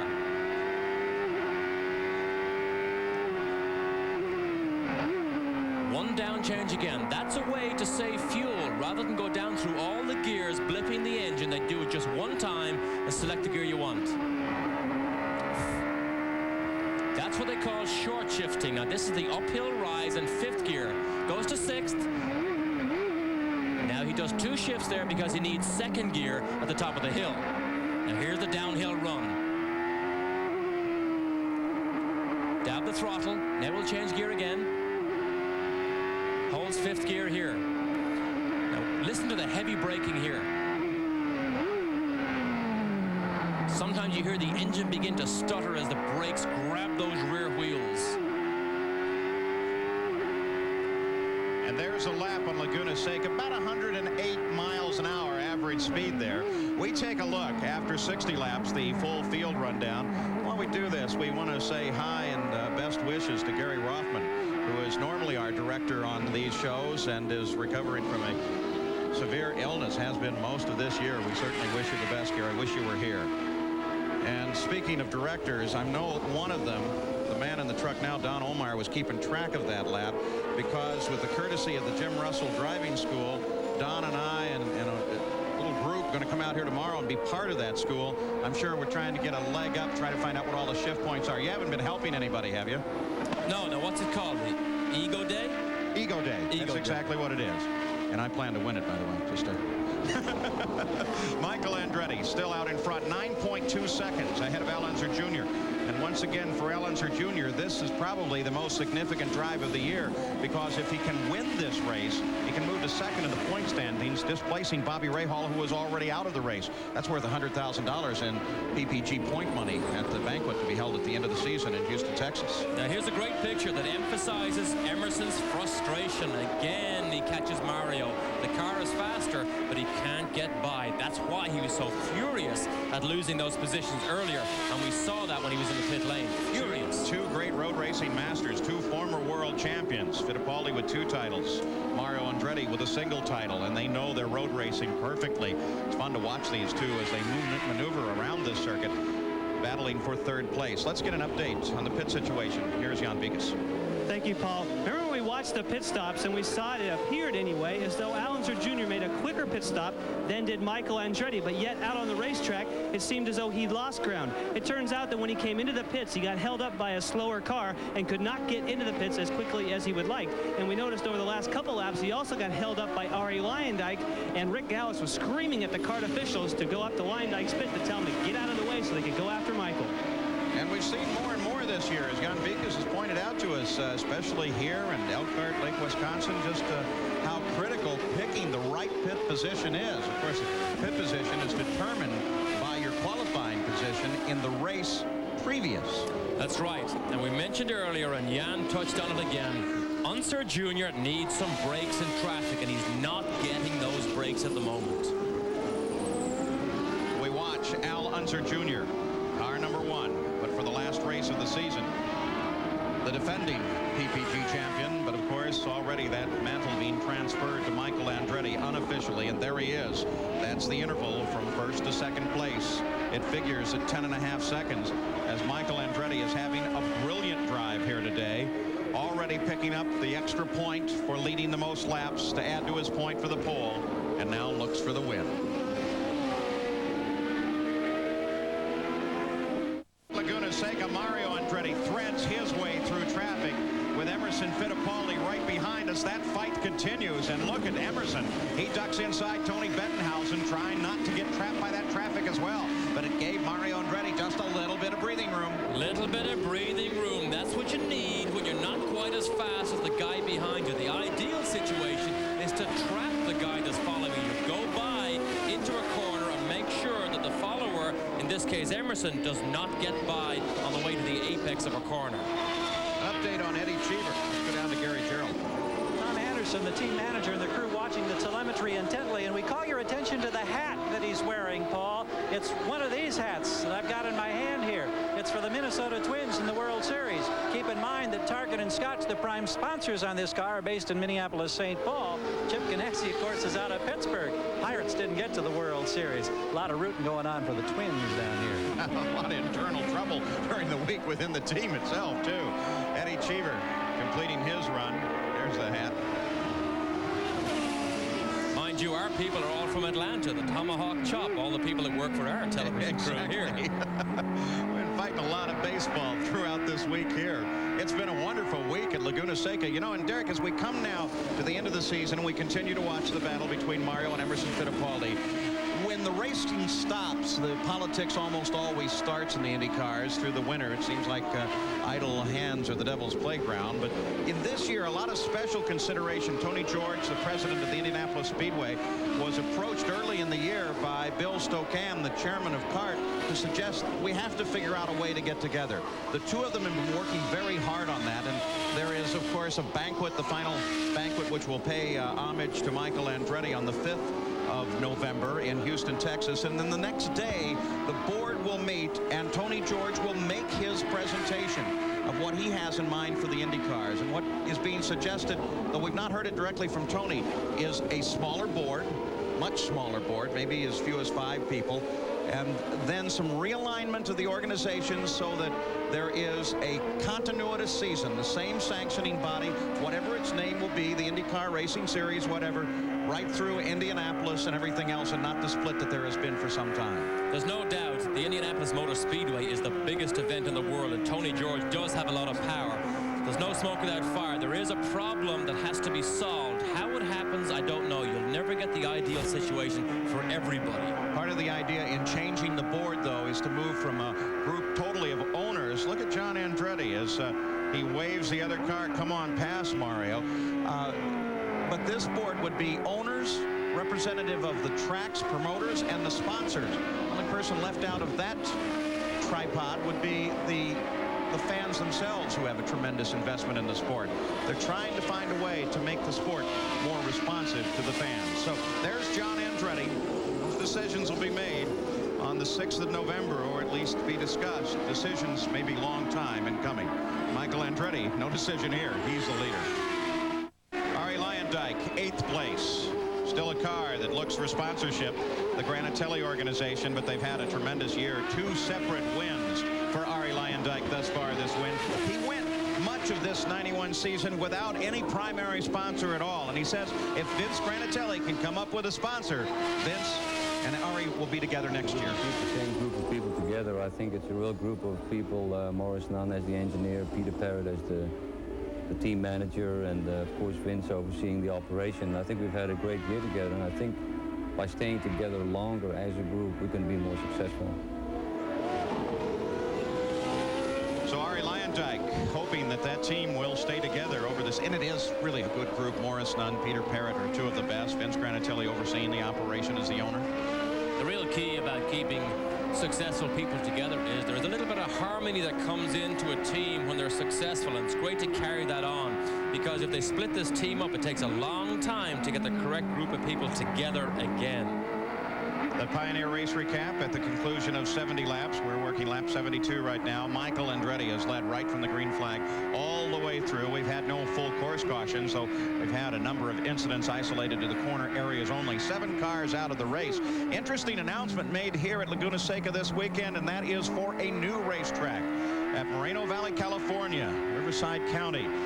Frank Archero working on that project, and they're hoping to have a whole new race facility going in that area about 65 miles east of Los Angeles very, very soon in the next couple of years. Well, how do they feel in the Newman Haas pits as they watch this man, Michael Andretti, move around? Gary Gerald is with co-owner Paul Newman. Yes, indeed, and take a look. We were talking about World Series hats. I want you to look at the hat that's on the head now of Paul Newman, 1991 PPG IndyCar champion.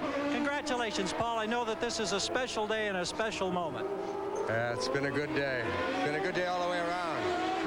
When you look back on this season, everybody has high expectations. Did you ever think, along with Carl Haas, that this might be a year in which Michael Andretti might win 8 times, set something like 15 records along the way? No, it's just extraordinary. I mean, if you look at the number of laps that he led as compared to the nearest competitor, he's led almost as many laps as everybody else on the season has led, and it's 43.5%. In fact, it may go up as a result of this race much more. It's extraordinary. And as a man who has been in the cockpit so many times, as a man who's been in the cockpit yourself, you know the elation that Michael is now feeling, the pressure that's gone off his shoulders earlier this afternoon. It must be marvelous. Well, it's comforting. All right, Paul Newman. Newman. Paul? I got to tell you, he's playing the movie star role right now, trying to be cool. But I saw him after the challenge yesterday. He was driving out in his car, and he waved at me, and he was jumping up and down with excitement. Paul Newman really gets into it.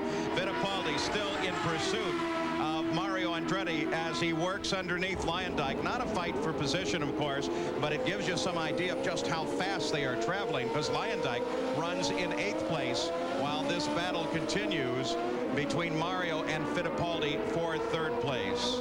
The leader is Michael Andretti. Al Unser Jr. is 12 seconds back. A little Al needs the win if he can move into 2nd in the points fight. Exchanges on the pit road as we watch Michael Andretti move his way around this track, completing 74 laps. We're now 10 laps from the end of this run. Rick Mears moved up into 5th place, or moved to 5th place from 3rd as a result of the stop that they had, and Mario was able to move up into 3rd place from 5th as he made his final stop. Emerson Fittipaldi stayed in 4th position as they made their final stop of the year. Michael Andretti 12 seconds out in front of Al Unser Jr.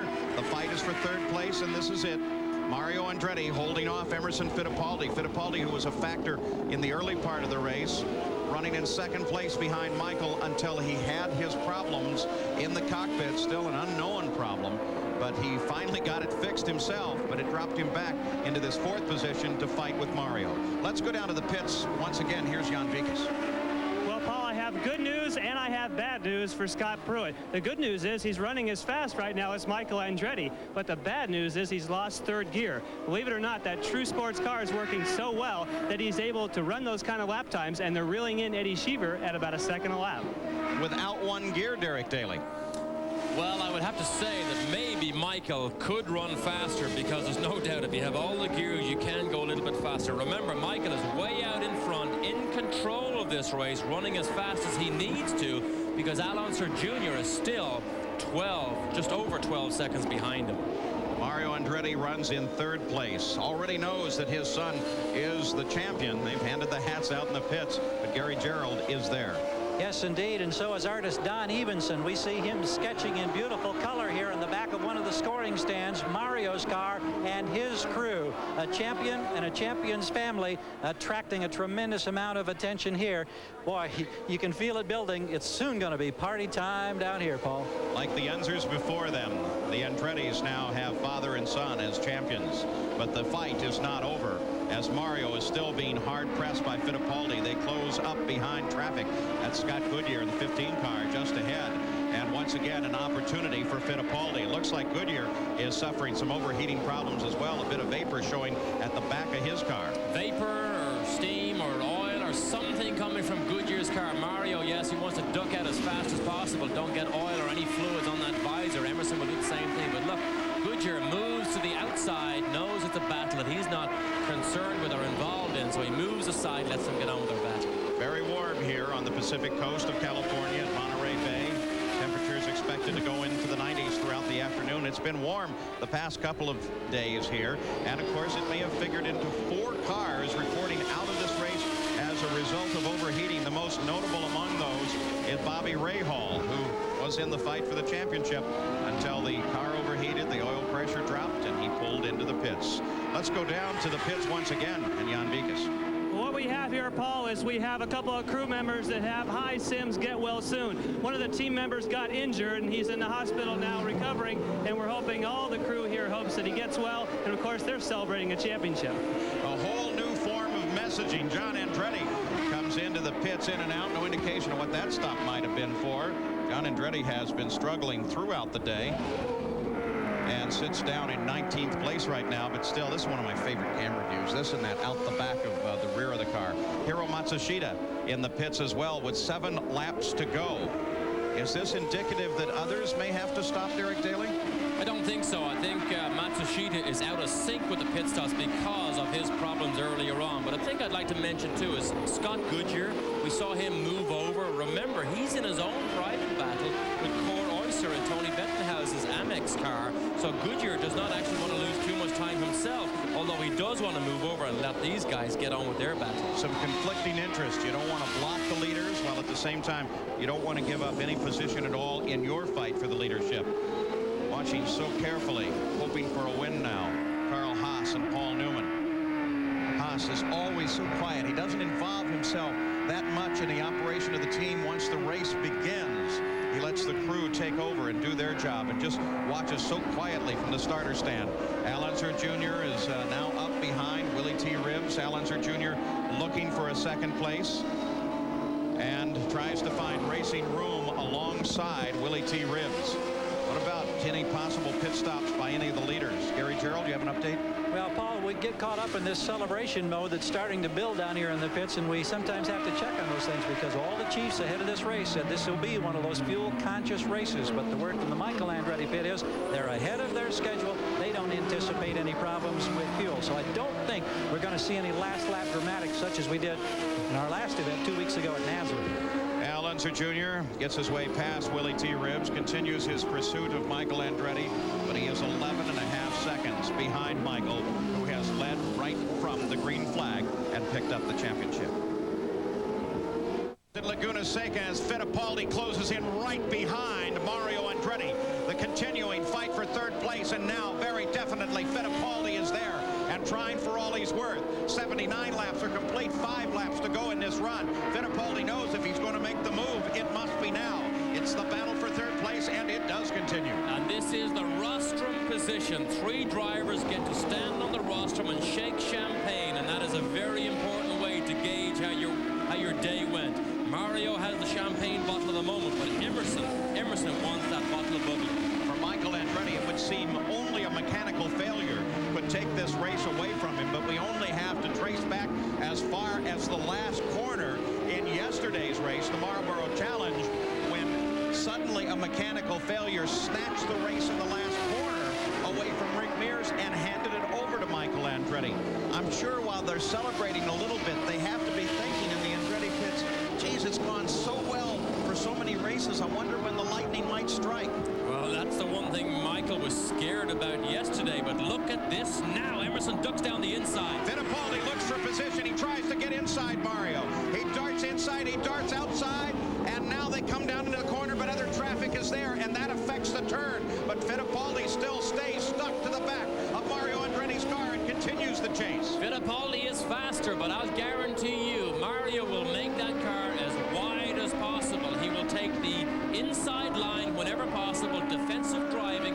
Emerson will have the hardest job to do, because I doubt on this racetrack if you can go around the outside anywhere. Fittipaldi comes off a very fast fourth corner, a little bit wider than Mario Andretti, and now again he darts out. I suspect part of what he's doing is just trying to force air through the coolers on those cars and stay away from Mario's turbulence. Exactly. Very warm here today. You get right up behind somebody, you do not get clean air in through your radiators to cool the water, therefore the engine overheats.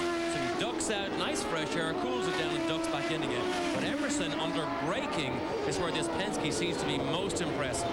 Michael Andretti is cruising, now completing 81 laps, 3 to go. The fight continues for third place. Fittipaldi trying to catch up to Mario Andretti. They have Willie Ribbs in the 10 car just in front of them. Of course, Willie doesn't want to give anything up. Home from town crowd from San Jose all down here to cheer him on.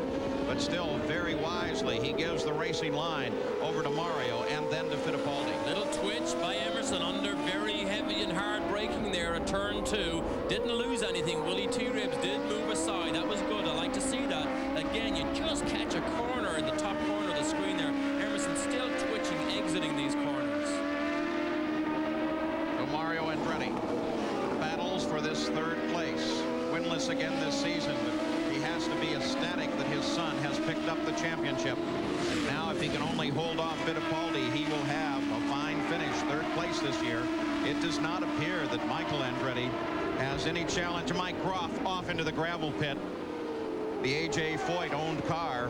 Groff, who had a pretty good day, and see some fluid squirting there at the back. Think the engine may have locked and put him off? Could have. That's usually a sign again of an overheating engine, but sometimes when you stop these engines dead like they have here when he's in the gravel trap, it can do that sometimes a little bit like, you know, boiling over. Mike Groff, of course, hoping that he can convince A.J. that this ought to be an office that he keeps for next season as well.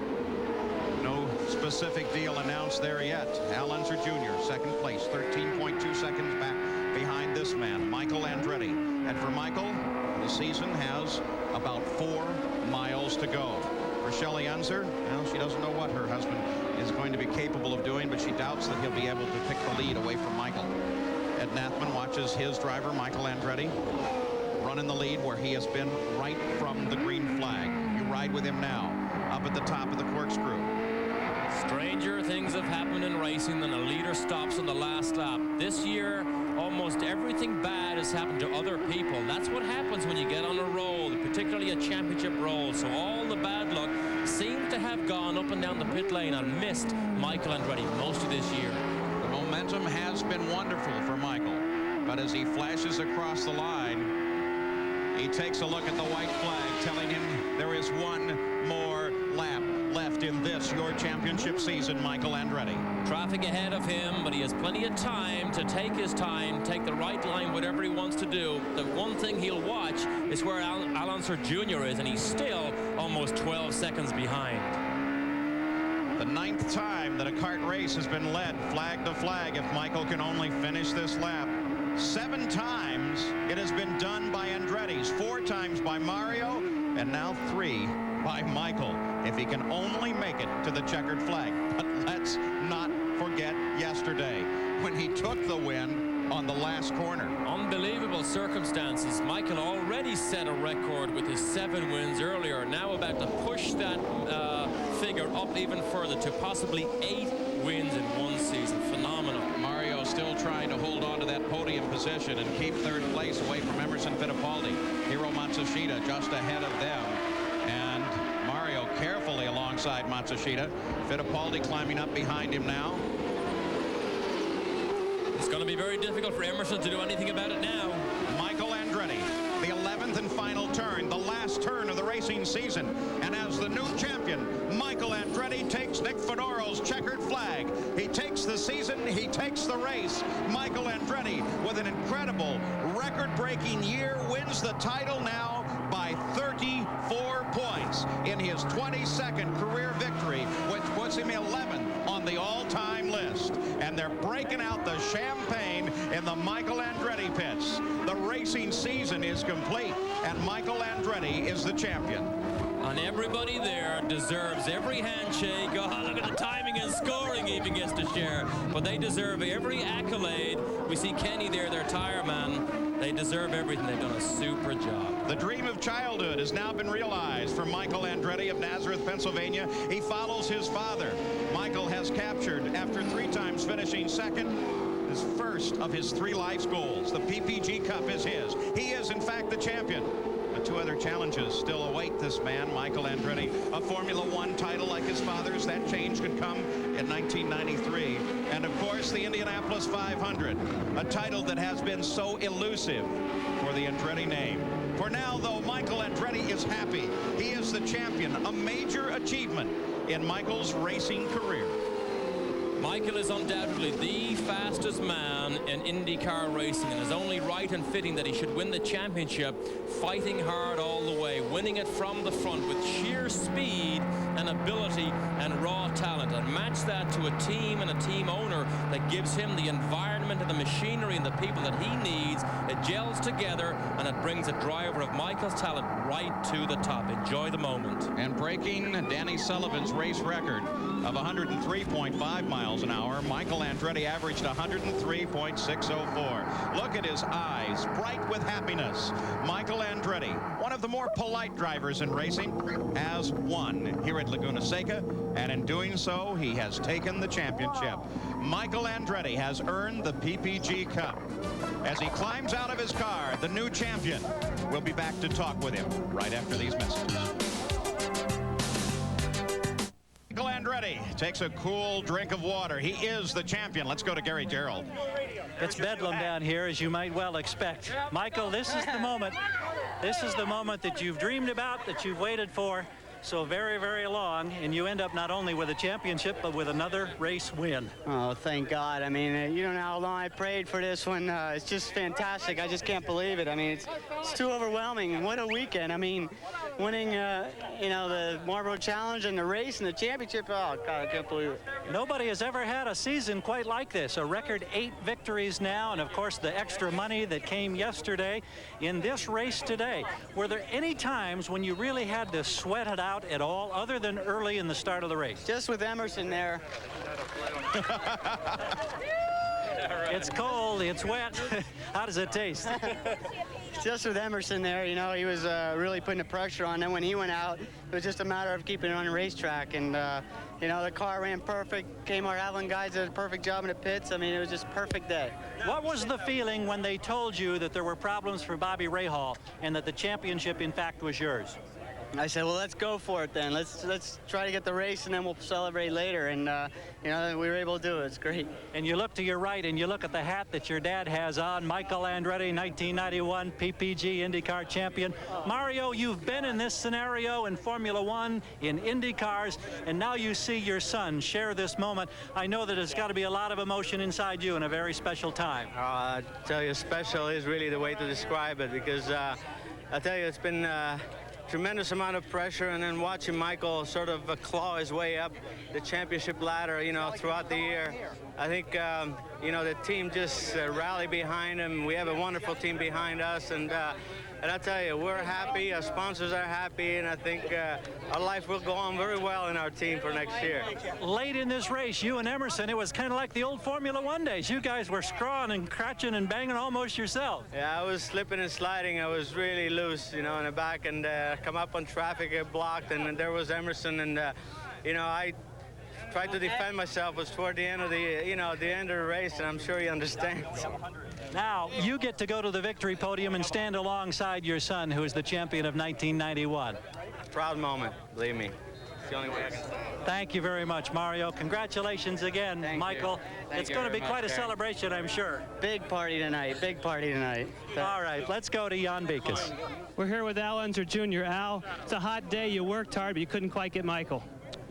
No, I tell you, he had him hooked up all weekend long. He won the Marlboro Challenge yesterday and sat on the pole, and you know, he did a great job. His team did a great job, and congratulations to them for today and the championship.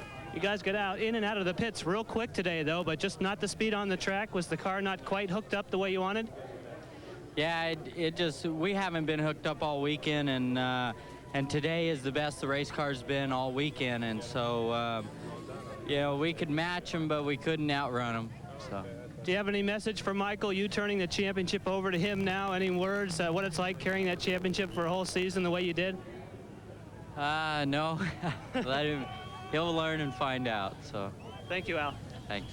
The second straight year a second-generation driver has won the PPG Cup. And Michael Andretti overcame a 34-point deficit, won 8 of the last 13 races, and won the title by the same 34 points. We'll be back with more from Laguna Seca as we celebrate with Michael Andretti. So the crash of the surf in Monterey Bay now replaces the roar of the Indy cars. The season is complete. Michael Andretti has won the race and the championship. Our coverage here on ESPN of the final race of the IndyCar season has been brought to you by Channel Lock, made in America for you who want the best. By Quaker State, the Big Q is one tough motor oil. By Napa, because there are no unimportant parts. And by First Brands Corporation, makers of STP oil treatment.